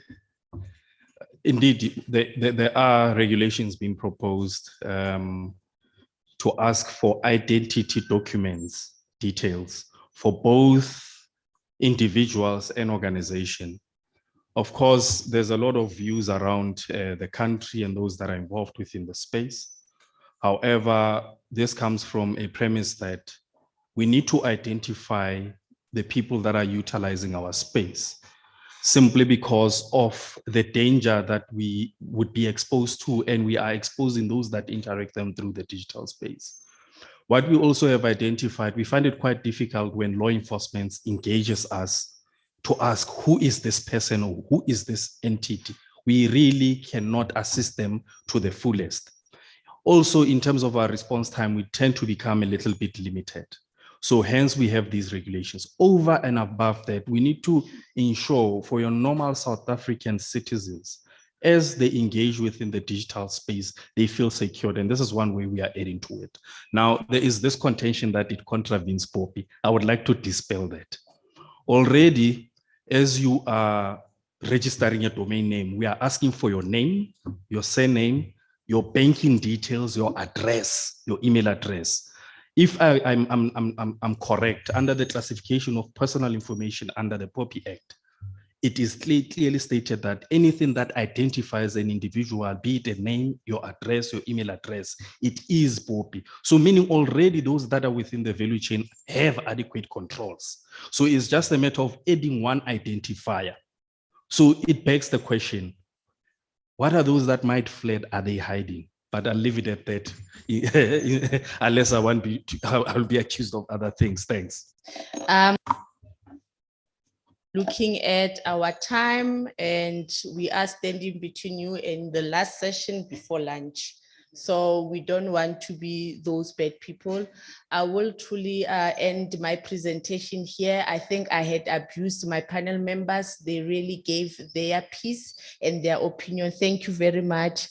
May you please do it again. When we invite you to our session, please come and give your best the way you have done it. Ladies and gentlemen, we can conclude that there is an opportunity to govern better. There are laws there and there. We need a coherent approach to govern data and make sure that we include the private sector in that process. Thank you very much and enjoy your day. Goodbye. Thank you. To regulate or not to regulate, to govern or not to govern. Yeah, that was quite a dialogue. Thank you so much to my panelists and to Mevero for facilitating such a robust dialogue. You think we don't know, and do we know we are watching? I'd like to introduce you to my next session, predominantly online with 2 or 3 panelists that are in the room. The session is titled Reaching Data Sovereignty to Localize or Allow Free Flow of Data. I would like to introduce you to the facilitator of this session, Dr. Odile from the University of Johannesburg. I will allow her to introduce her panel, but before that, I would just like to tell her that I'm on the podium for the eyes in the room if you need eyes and ears in the room. Thank you. Over to you, Doctor. Okay. Let me get this camera. Thank you very much. I'm not sure if I have, I'm audible and you can see me. Sure, we're fine. Okay, so let me introduce myself. My name is Dr. Odile Ayodele. I'm with the University of Johannesburg. I'm happy to facilitate the session today, Reaching Data Sovereignty to Localize or Allow Free Flow of Data. Essentially what the panel is about, and I'm very grateful with the esteemed speakers that we have today, is that where the South African Constitution guarantees the right to privacy and access to information, but at the same time, South Africa needs to strike a balance between the free flow of data as well as the rights that we have enshrined in the Constitution. Now, the session seeks to interrogate the provisions, legislation, and instruments that we have around data localization in the country. We have, what I'm going to do is that before each speaker speaks, I'll give a little bit of a profile, but the speakers that we have today are Oyoronke Oyetunde from MTN, Brenda Ramokopelwa, Gabriela Razano, Dr. Miguel Foko Sijong, and Prof. Sebo Tladi. Seeing that, I think Dr. Sijong and Prof. Tladi are in the room, what I'm going to do is go back and forth. Each speaker will have about 11 minutes to speak. And I would like to start with Ms. Oyoronke Oyetunde from MTN. Now, Ms. Oyetunde is the head of regulatory affairs for the MTN Group. She has over 20 years of experience in the regulatory and legal environments. She started off as a lawyer and began in business advisory before joining MTN Nigeria and moving up the ranks. In 2017, she became the group head of regulatory affairs for the MTN Group. Ms. Oyoronke, the floor is yours. Thank you very much. I think my job here is to provide you with the private sector perspective on data localization and data sovereignty. I think sometimes the words are used interchangeably. Obviously, for data localization is anchoring data in a country. Data sovereignty, where that data is kept in the country. Where you have data sovereignty is where the country, the government, exercises rights over such a country. Now, what is that relevance to localizing and or free flow of data? Key issue is Do you keep that data in data that is generated and or created in a country, in the country, or do you allow that data to move to other climes? There are so many reasons for such data moving out of the country. And I think where we need to sit is to ensure that we have the right balance between making sure, well, the right balance being, what I mean by that is ensuring that we adequately protect data, that the rights that are attached to such data are duly recognized and observed, and comply, and whatever obligations are attached to the use and or the processing of such data are duly complied with, but also ensuring, well, not even but and also ensuring that the purpose of that data usage is achieved where third parties are involved. Right, let's drill down. Drill down to rights. We are all aware of the Bill of Rights in the Constitution. Two aspects I need to bring out. Number one, the right to privacy. Number two, the right to be able to use data as the freedom of expression, where you have the right and the freedom to receive and impart information as you freely would like to do. So in terms of, let me go on the freedom of expression, where you have that, you need to be able to express the expression, the freedom of expression goes beyond boundaries. I mean, we don't need to argue on that. It goes beyond boundaries. A lot of the times, a lot of the communication, a lot of the data we receive goes beyond boundaries, territorial boundaries. It goes beyond South Africa. It goes beyond Africa. It goes to the world. Now, what do we need to put in place to ensure that there is some sort of security? And I like the word, it's interesting. I thought the word reaching data sovereignty was quite an interesting thought. How do you reach that data sovereignty? But it's not even reach. Do you even need to reach it? That's the question. As we move along, the next point I want to make, obviously, there's the draft national data cloud. As it is now, there are no data localization and or data sovereignty requirements in South Africa, but it is being proposed. And what is being proposed is strictly with regard to the fact that any data, and this is being proposed in the draft national data and cloud policy. What is being proposed is that data generated in South Africa, number one, belongs to South Africa. That's where we have the data sovereignty issue. And obviously, any local any data that is exported or taken out and or migrated out of South Africa must have a local copy for law enforcement purposes. From the private sector, I don't think we'll have too many issues with this per se, in terms of what we do, provided we're able to ensure that we are in a position to deliver coming from MTN, licensed and contracted services to our subscribers. And in so doing, many times, particularly now with the advent and increasing incidence of the use of cloud platforms outside the country, and or integrating different platforms in different places, ensuring that we're able to maximize the efficiencies coming through from various countries. A lot of that data needs to sit in a place and not in a place, in a location that probably in metaverse, I would say, and or on cloud platforms, which may or may not be in South Africa. Now, from an MTN perspective, why do we want to use it? There are efficiencies to be brought to bear in terms of pooling data. Particularly for us at MTN, pulling data from various operations in country and or from various service providers to ensure that we're able to deliver on our licensed mandates in the various countries in which we operate.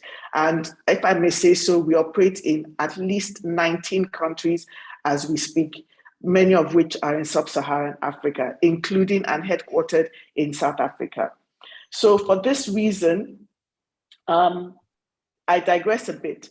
So in terms of this, we now look at the development and the advent of not just platforms, but also data centers. Yes, we would support the support the promotion of data centers in many of the countries in which we operate. However, there is a need to also be able to pool that data across jurisdictions. And having spoken about this, we do have the advantage of the Africa Continental Free Trade Agreement, which was earlier discussed in an earlier session, which we should leverage on in this regard. Just coming through to making sure that the message is brought across. Where we have the Africa Continental Free Trade Zone, it's not just the free flow of people across borders, it's also the free flow of services, of intangibles, such as data. We should be able to have it.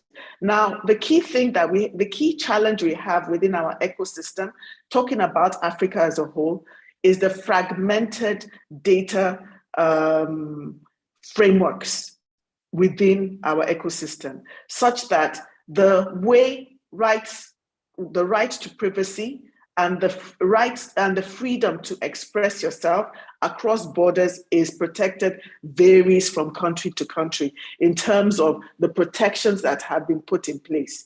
We do have quite a lot of initiatives. I heard the earlier session where they mentioned what is the private sector doing? Is the private sector being brought in to discuss with governments?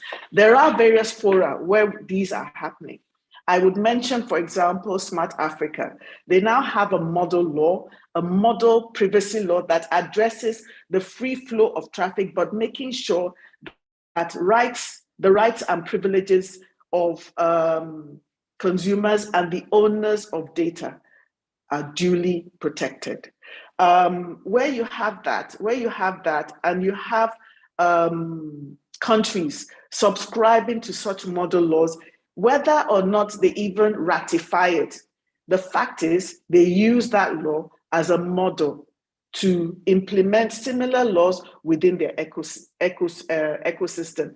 Where you have that, and we're able to harmonize laws across countries, I think, for example, the Africa Free Trade, the goals of the Africa Free Trade Zone will be properly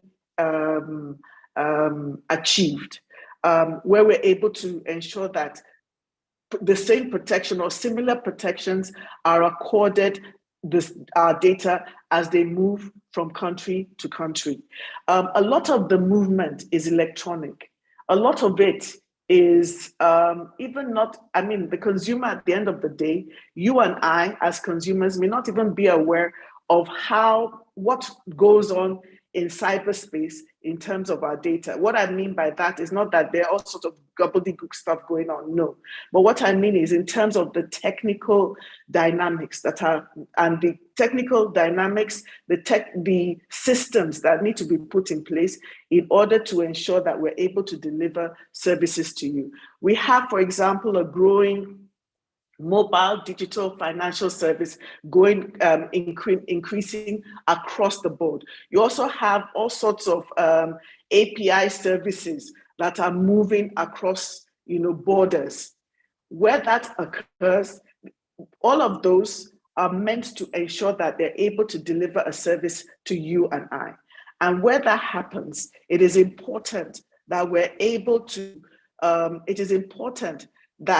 the legal regulatory framework that is put in place across borders, across countries, is able to ensure that our rights are protected, our data is protected, and ensure that the likes of us, MTN, and private sector service providers are able to are in a position to deliver first cutting edge services to you and I.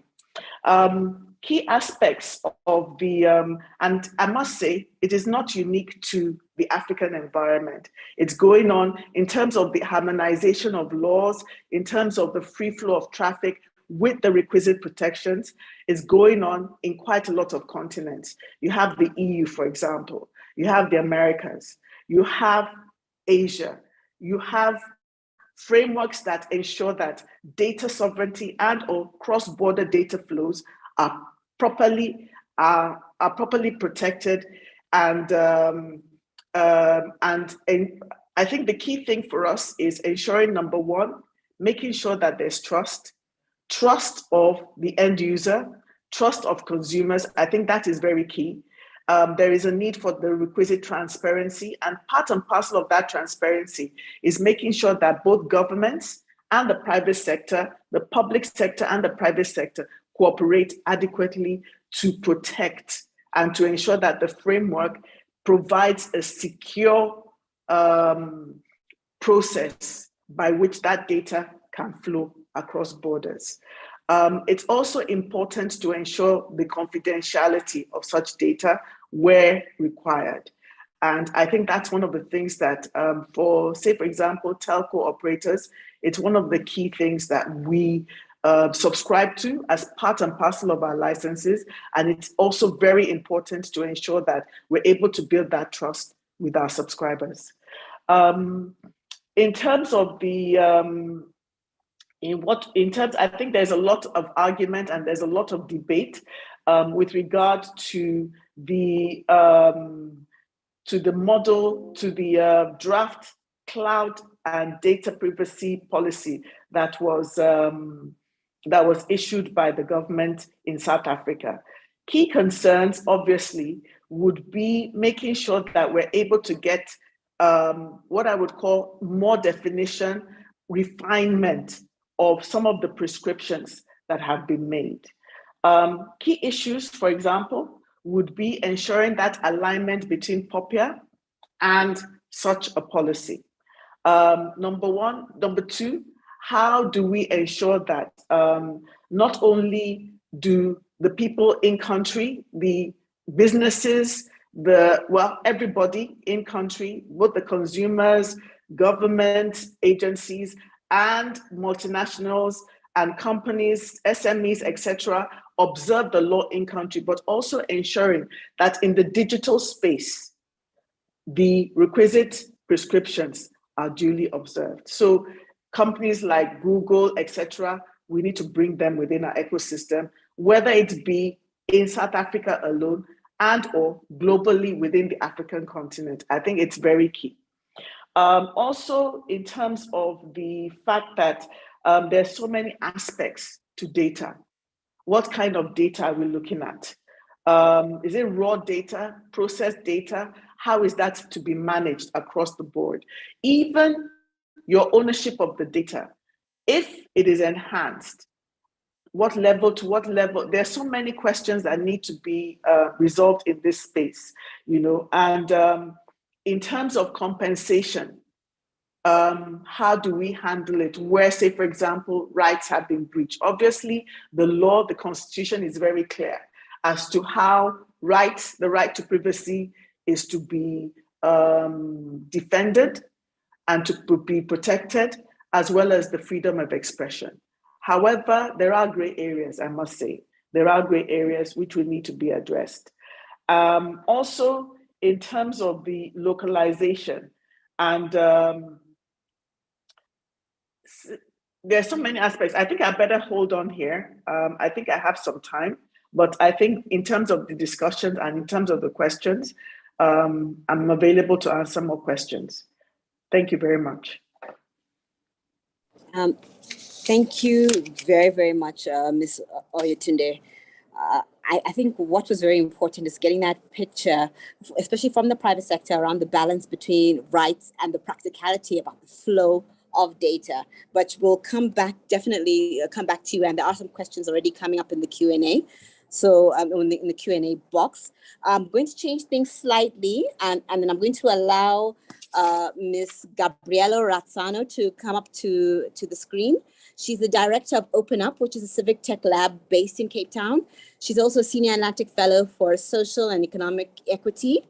And she's a legal consultant, a researcher, and she's focused on issues of transparency, open data, technology, and law, and particularly around what Ms. Oyetunde brought out about the challenge of the harmonizations of law around data. I think Ms. Razzano can speak very well to that from a civil society point of view. Ms. Razzano? Sure. Should I share a presentation, or would we prefer not to have a presentation on screen? Go ahead. Okay, let's see if it works. And if it doesn't, we can always resume. Okay. Is that visible to everyone? Yes, we can see it. Thank you. Perfect. Thanks so much. Okay, so I thought I'd touch on data localization in particular from the perspective of civil society, but just to explain who we are. Open Up is a civic technology lab based in Cape Town. So we build technology, innovate, but we fundamentally do a lot of work based on open data and centering open data in governance, which provides us with a very particular kind of perspective on the value of data and data access, etc. I have been involved in quite a lot of policy development and legal development as well, because I have a legal background. And so I'll touch on some of that stuff as we go along. But I think the place to start, well, firstly, data sovereignty generally as an idea in which a country can exert a certain amount of legal governance, oversight of domestic data or data generated within its borders, I think is a fairly uncontentious, idea at this point. And I know everybody keeps saying, do we regulate? I mean, I think we're very much in a position now where it's clear we do regulate, and how much do we regulate, But I think data localization is, sort of, if you had to scale the far end of one of the mechanisms for exerting legal control over data. And, there are some things I think that it helps to understand about data, or to think about data, which should influence approaches on data localization. And, because often data localization is obviously an aspect of data governance, but I think sometimes what is lost in conversations on data governance and the understanding that it is about protection of certain and avoidance of risks, but it's also about facilitating access and about interoperability and security and trust and control. And these are all very different imperatives that data governance frameworks need to deal with. And I think sometimes straight, broad blanketed positions on data localization don't necessarily achieve that balance. One of the things I think is important to think about, because I think it comes up, to me, it's interesting in a lot of international conversations on both data localization and data governance on the continent, is there isn't an appreciation that often the positions on data governance come from very specific political economy in Africa and in the African countries which are seeking to, exert certain rights of data governance. And I think that is an error on the part of a lot of sort of European and Western contributions to thinking about data localization. And so when I think about, data localization and data governance, there are some dominant political economy themes. And so I've done some work on the cloud policy, which we were just mentioning, and I did a paper on it, which I've sourced at the end of the document that might be of interest to people. But, you know, I think a lot of, in that cloud policy, what you do see is a lot of the sort of the South African political tendency towards centrism, but, you know, national government centrism and national government control of different aspects of policy. And that has a strong influence in how they envision, you know, what data governance should look like. And I think in that cloud policy in particular, it's interesting, for instance, how little role the regulator was envisioned as having, largely because the paper was, you know, came from a national government department, which was what's called telecommunications. And that's interesting. I think, you know, you also have to center this discussion in the understanding of globalization and data extractivism. And I've heard in the previous session a lot of conversations on that. And it's really worth looking into a lot of the literature on data extractivism and data and digital colonialism, which I think are great languages for understanding a lot of the tendencies we see in personal data. And what you do see is that, you know, there is both the political and cultural tendency to treat an economic reality, to treat Africa as a place to extract data from. And that many of the benefits, the financial benefits to data, are seen outside our borders. And I think that has to be acknowledged and thought about when thinking about governance. But I also do think that a primary understanding is understanding capability and capacity as very central concerns in trying to extract data value. And you already see in the region, in particular, sort of shortcomings in public sector capacity often to develop data and digital technologies. That means a heavy reliance on big tech, even in social development projects that are essentially tech projects.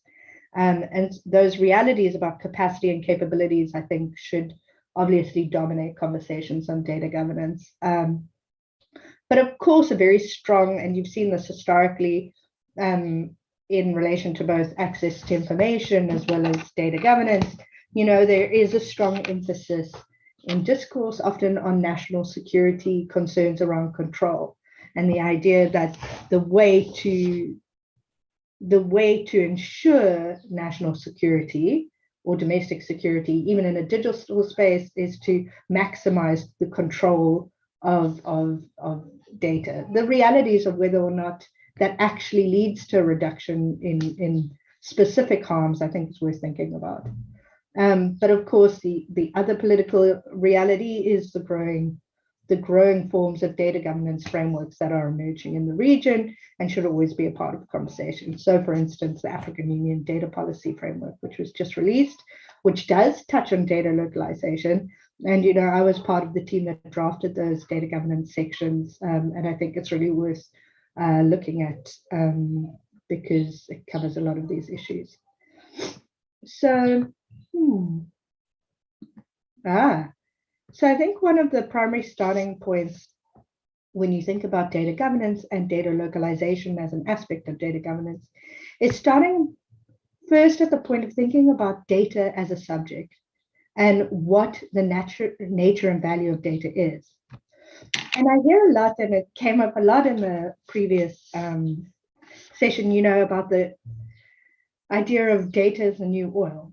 And certainly data is important, like oil. And there's a data economy and a digital economy. But there are some very foundational ways, of course, which data is nothing like oil. And it's important to think about these because I think it informs how you approach it. One of the things is that when you consider commodities and goods in a very traditional kind of economist perspective, you know, data is both non-excludable and non-rivalrous. So in other words, whereas oil can be a private good because you can exclude other people's from its use very clearly, and it's non-rivalrous, it's rivalrous, sorry. It's rivalrous because no two people can use the same oil at the same time. Data is, in a sense, the opposite of that in its nature. So when I use a piece of data, that in no way competes with someone else using that same piece of data at the same time. So it is generally non-rivalrous. And it's partially non-excludable in the sense that it's very difficult to exclude other people from accessing data. There are legal mechanisms, so like say copyright is an interesting version, and bilateral agreements, and of course you can try and create security of databases. But I think it's quite important for understanding the nature of it as a good, because I think the instinct when you consider data to be like oil, and that the value in the data is in the piece of data itself and not in the utility of that data and how it moves, etc., is there is a tendency to discuss data in the context of ownership.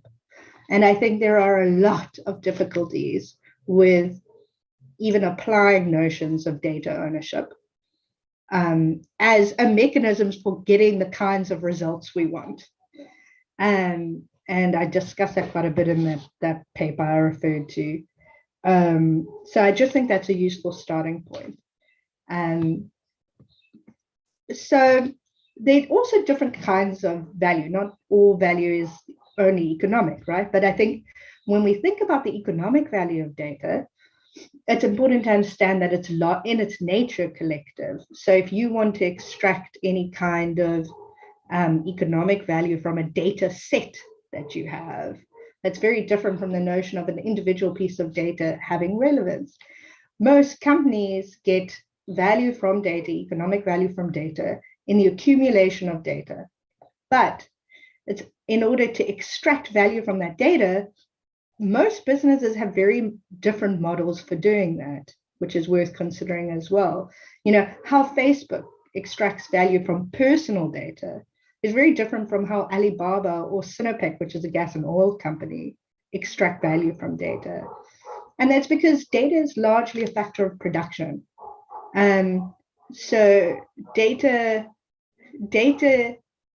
begins to accumulate or develop through the product or the type of product that a company centers in its services. But it's also interesting to think about the different business models, because yes, Facebook makes money. I mean, we could talk in detail about their business model, whatever, but by targeted advertising. But a lot of businesses like Alibaba or Sinopec use data internally for, say, generating better suggestions, like Alibaba, right? Or for using data to improve production lines. And bearing in mind, not all data is informational data. So a lot of data is the kinds of the foundational information that drives a system. If you think about, say, for instance, something like, what are those little, anyway, I won't get into it. But basically what I'm trying to suggest is that extracting value from data has a lot more to do with controlling data than it does to do with owning that data. And that partially, that's because I can have a whole lot of data, the same data that Facebook has, but I don't necessarily have the capacity to extract the value that they do. And another important note is that often part of the problem with data localization policies or data governance is that we worry about very particular kinds of risks that are borne by data subjects, right? So as an individual, a company is profiting from my data, yet I bear all the risks, right? Of that data being breached, etc. But not all data is personal data. In fact, I would suggest the majority of data is not personal data. And yet data governance policies sometimes, lack the kind of specificity that's needed to really deal with data. There's of course also social value to data. And I think sometimes, only having an economic understanding doesn't really give you the kinds of perspective that is needed. And thinking about how access to data and information form foundational parts of public participation and the exertion of individual power is really important. And it's important to think about how data and digital innovation can be part of a development conversation, because of course, capacitating our governments to better use digital identity, to better use data-based digital innovations for public service delivery might be methods for leapfrogging some of the development challenges that we have. So I think any kind of policy or data governance response has to think about that social value as well. And so the truth about the value of data is that values are all about data, more about data movement, whereas a lot of the risks that we see with data are about containment. And both of these objectives need to be a part of policy.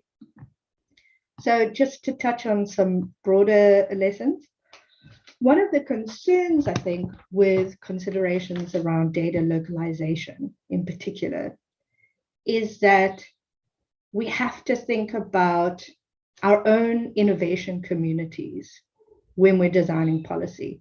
I think a fundamental goal in this conversation about the digital economy and the data economy is how we better capacitate African citizens and African businesses to be data innovators and digital innovators.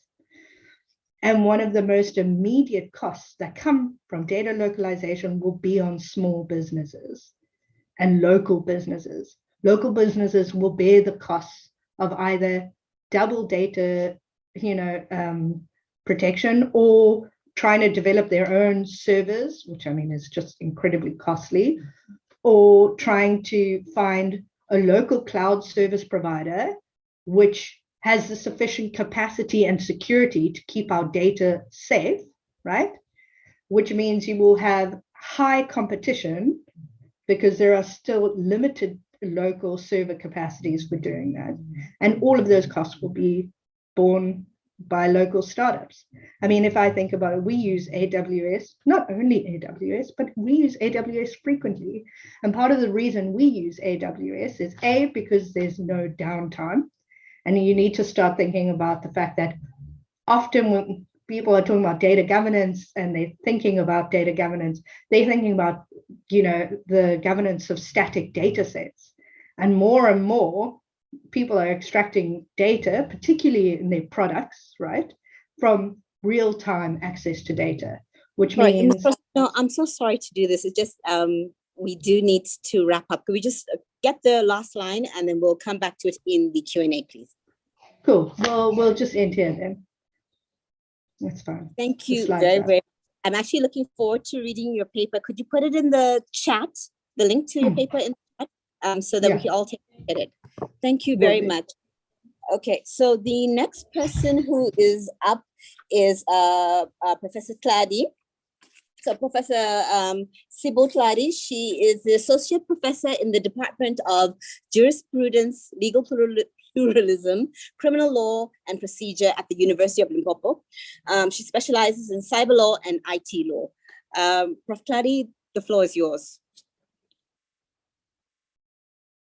It's another session, back-to-back sessions. I'm not going to be long because some of the issues were raised earlier, but going through the data, the draft cloud, draft for comments policy, it's again talking about the laws that we are busy, getting all these, issuing all these policies and stuff.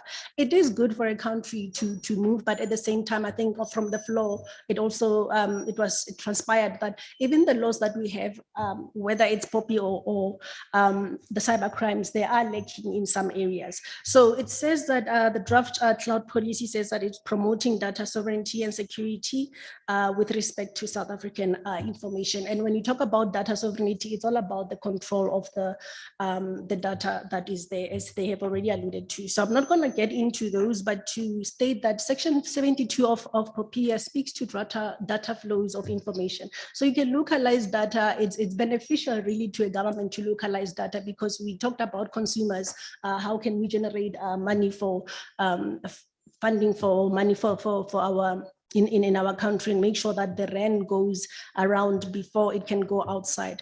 But then again, that has its own limits, and some have raised issues, concerns that by localizing that data, you find that in some countries, they just don't want to share the information. And we have heard of incidents where in other countries, in African countries, where citizens didn't have access to the internet. They just shut down the internet. So that is one of the issues that are being raised, but there are number of issues around those of localization access, and everyone needs to have that universal access.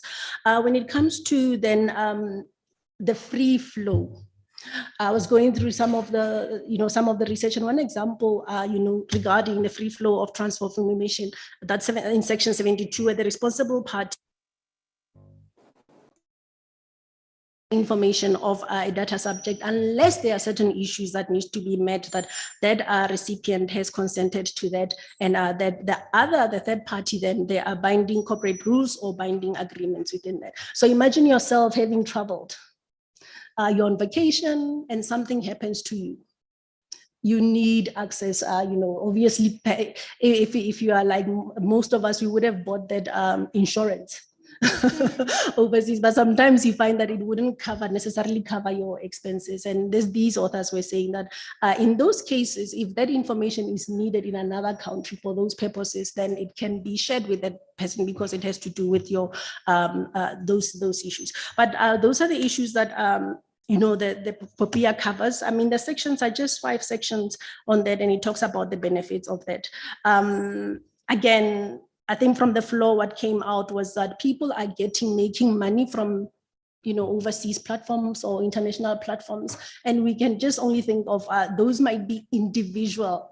What about, the collective in that regard? And I think I'm just going to leave it there to give other people, time. Thanks, Chair. Sorry, thank you very much, Prof. Clady. The next speaker is Brenda Ramo Kopelwa. She's an accomplished speaker and futurist. She's an award-winning risk and data governance professional and the CEO of Transdisciplinary Agora for Future Discussion. And she's the founder of Daleo Consulting, a risk and management and data governance company. You have the floor. Thank you.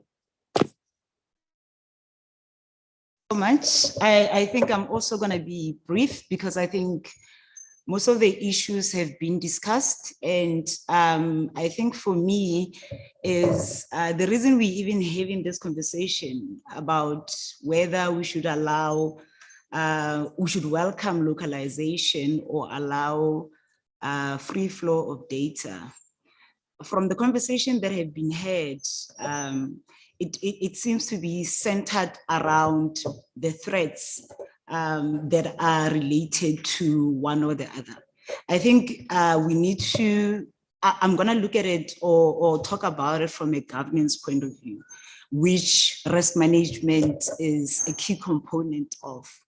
And I think if I take you back, data governance is all around, I mean, we are looking at the collection of data, we are looking at the protection of data, we are looking at the storage and disposal of data. When the POPI Act came into being, the regulator was very clear in terms of how we do each and every one of those steps.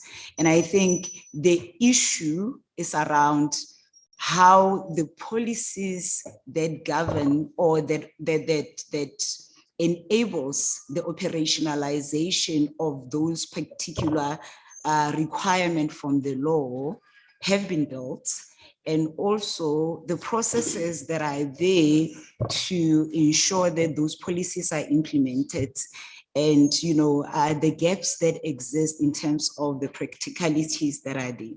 I mean, when you think about the collection of data, when you start looking at how you're collecting data, if you do it right, we shouldn't have issues around the policies that are there security issues. Cybersecurity will always be there. And it's not only cybersecurity, physical security as far as data is concerned will always be there. It is about how do we manage that risk?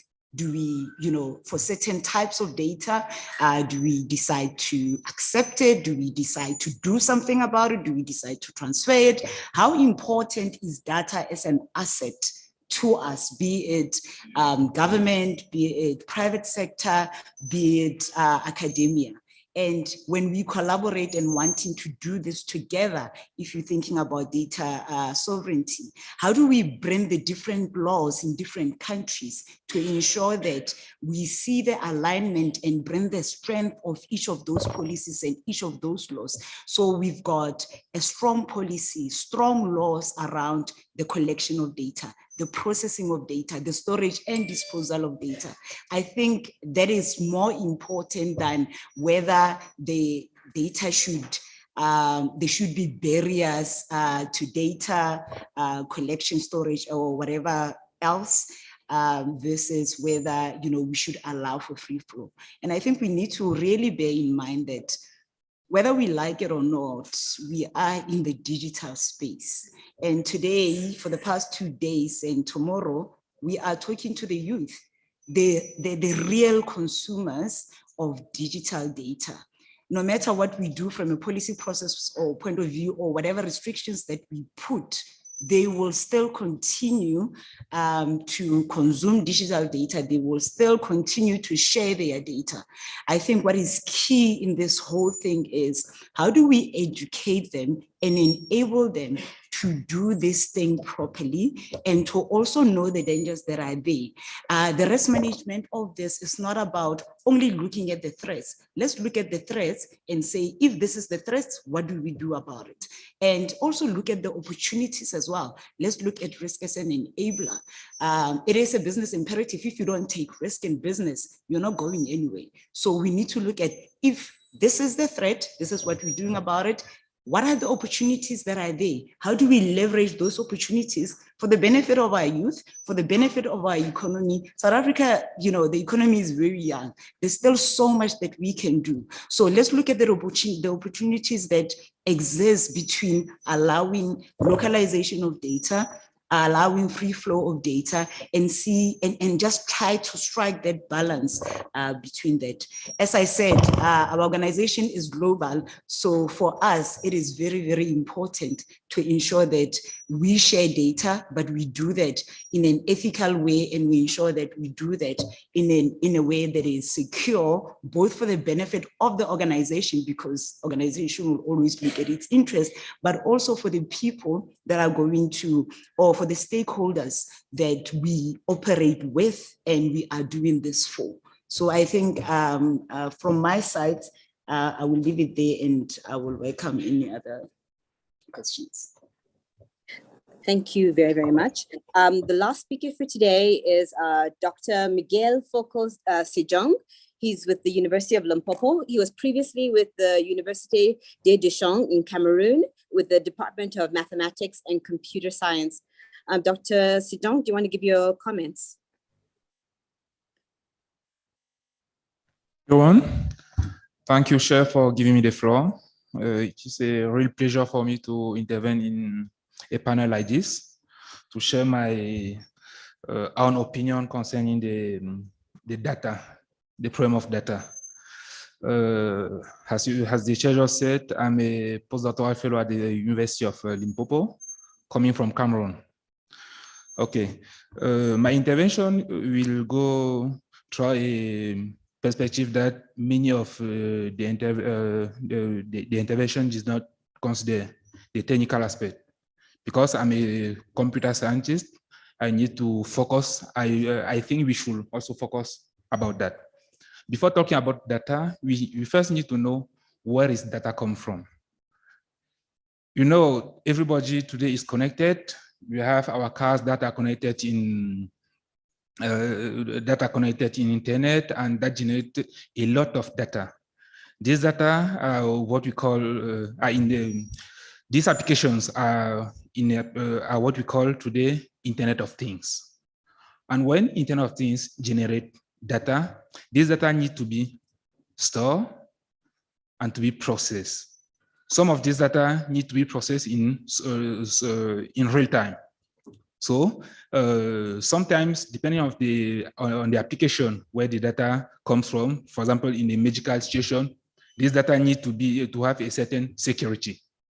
So if you have this data and we are not able to have access to the data that we own when we want, it will be a problem. So from my point of view, I think that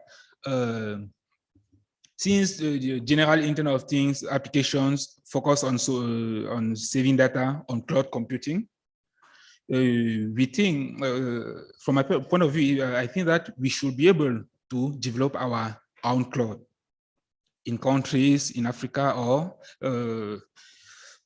I don't know. African countries need to share their effort in the way of developing their own cloud computing, because I'll take an example from my country, Cameroon. We have a situation where to produce the national identity card, we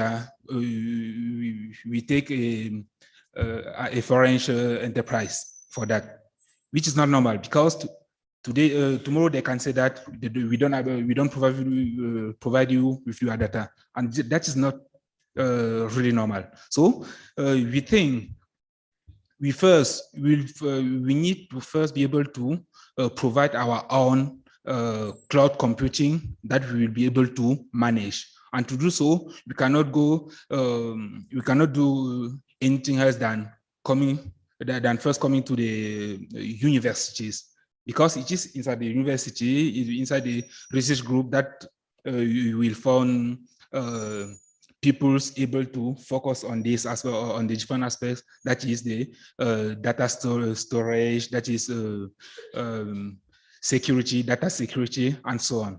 So if I won't be long, but I will conclude by saying that to the question of how to reach the data sovereignty, I will just answer by saying that we need to develop our proper solution for storage and to improve research in order to make sure that we have security on this data.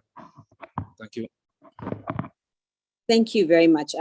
Because we have the misfortune of being the session before lunch, we're going to move very, very, very quickly in the Q&A.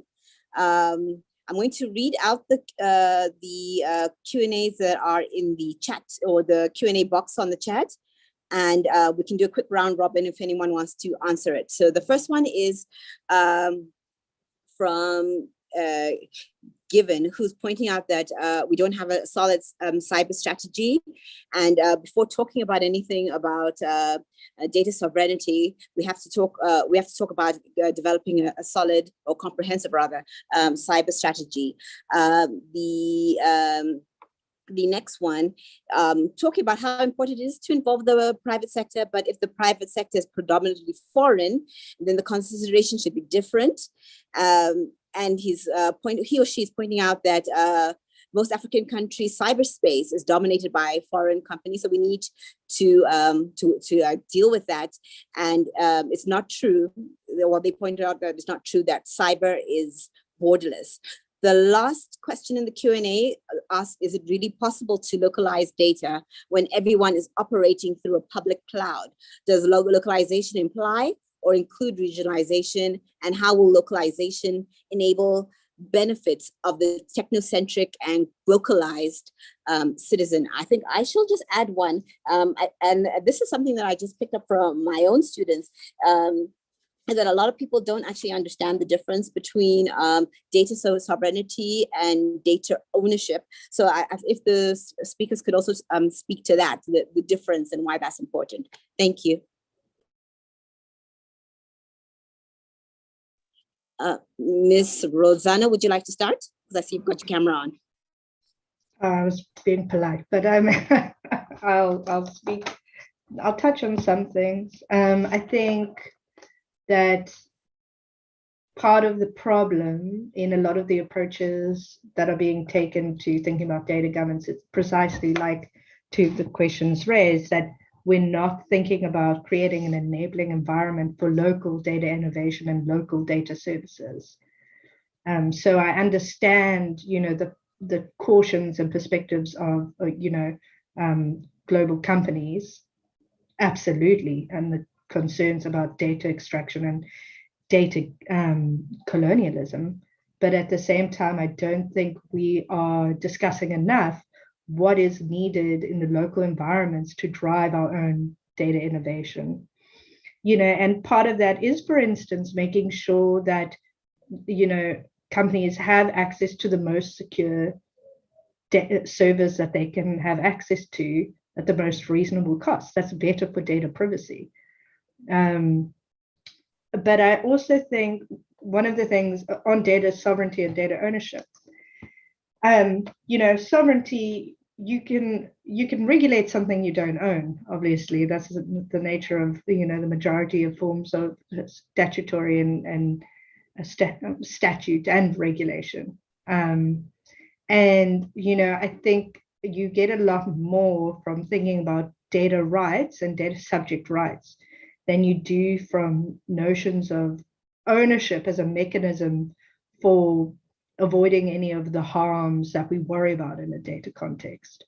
And I think, it's not the same in every country, but like, for instance, in South Africa, there are forms of ownership you can have over data. And so say Papier creates a presumption. Well, it says that you own your personal data. My challenge to that is, it's not a challenge. I like the notion, but what does it mean to own a piece of data legally? Like, what real rights can you exert over a piece of data? I think there are a lot of immense legal and jurisprudential challenges to even the idea of trying to approach data ownership as a notion or a concept. And I think another limitation is not just the nature of the data itself as an incorporeal product, because of course, there are forms of legal protection that can happen over incorporeal property. But another thing to think about is in South Africa is that you can create forms of ownership over data through copyright still. And I'm pretty sure that's not what copyright was intended for, but essentially that even though you might own your personal data, someone can gain ownership to a data set if they've essentially exerted enough sweat of the brow in the creation of that data set. And I'm pretty sure, like, I don't think it takes us further. I think it's complicated legally, and I don't think it takes us further for what we want to do with data governance. I do touch on it in that paper, but. Thank you very much. Before we speak to Ms. Oyetunde, there's a question on the floor.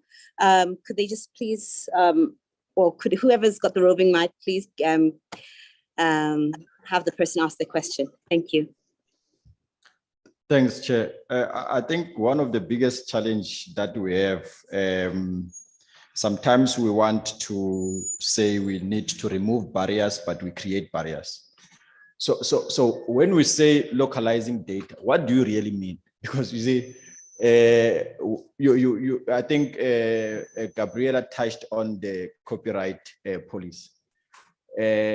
Localizing data, what are we actually saying? Are we saying that the data that is being produced in South Africa must be kept in this particular country?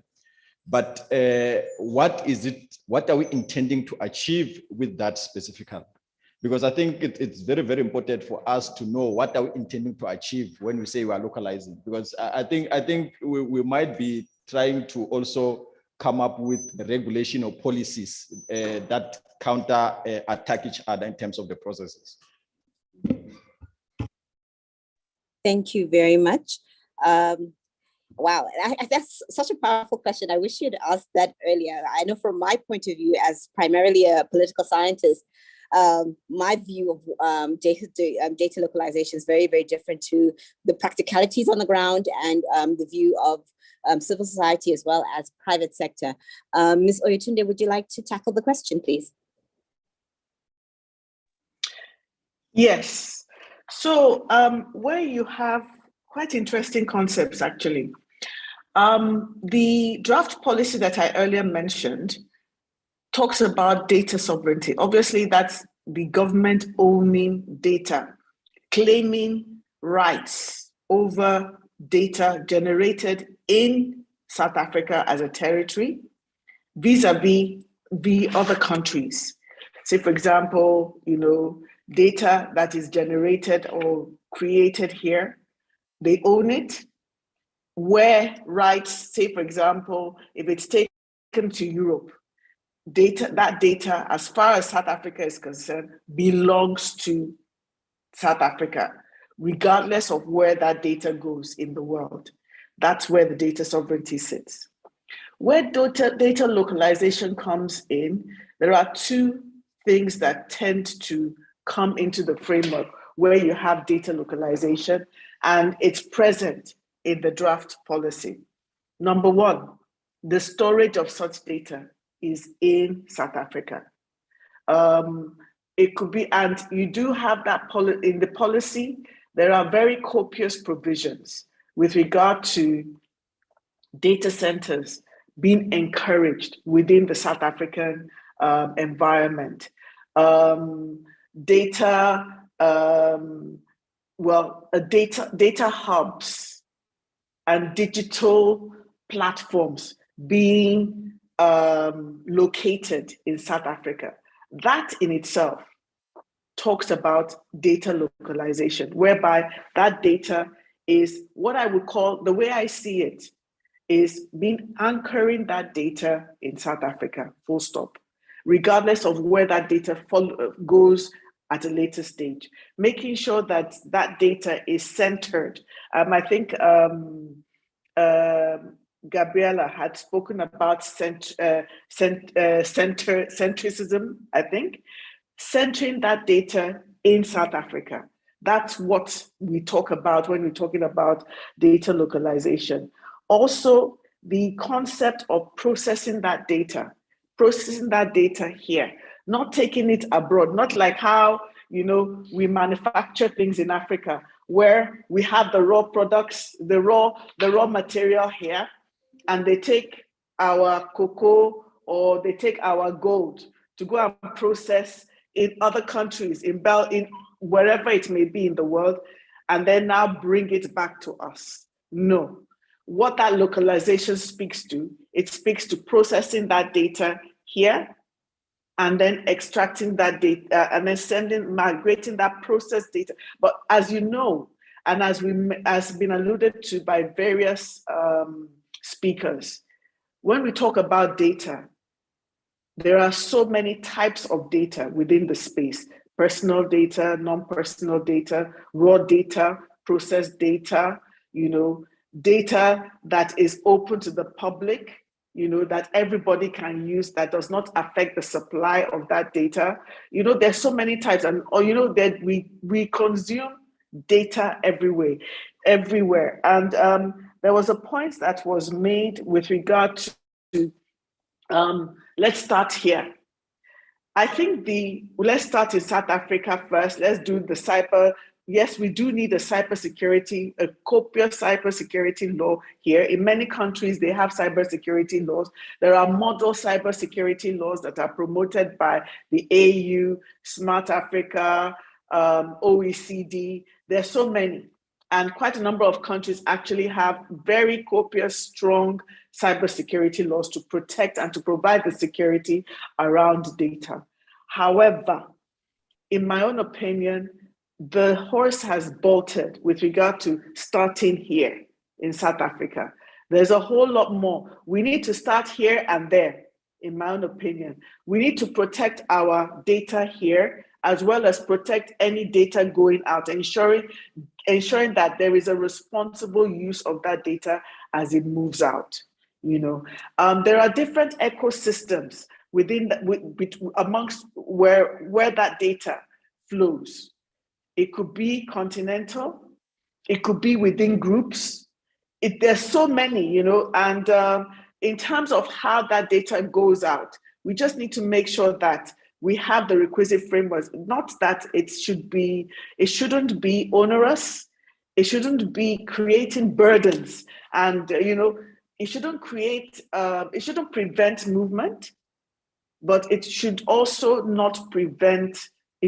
ensure that adequate protection is given to data depending on what it is and how it is used. Let me stop there. I could talk for ages. Sorry. Thank you very much. Thank you so much.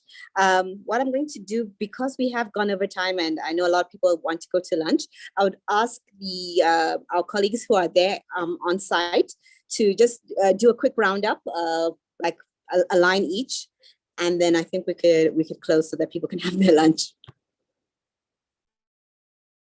One last question from Dada Moses. Let's just take that one. Thank you, Chair. It's not a question, but just to add on to what Ms. Please pardon me. Is it Ms. Oyetunde? With regards to localization of data, it also speaks to issues of peering within the internet space. So also that affects things like cost to communicate and cost to connect. That's basically what localization talks to. Thank you. Thank you very much. Colleagues who are on site, could you please wrap up? Thanks, Chair. Okay, firstly, I just take this opportunity to thank our panelists for being so insightful and sharing their insights with us. Thank you, Chair, for availing yourself and the panelists online. This does conclude the session for today. I would like our delegates, I think I noticed that they left one at a time, but can all the students please stay behind? I just have a quick announcement concerning tomorrow while the delegates, the speakers, can exit for lunch. I think they will escort you to where we are having lunch outside. Thank you. This concludes the program for today. Thank you very much and have a good afternoon, everybody. Bye. Bye.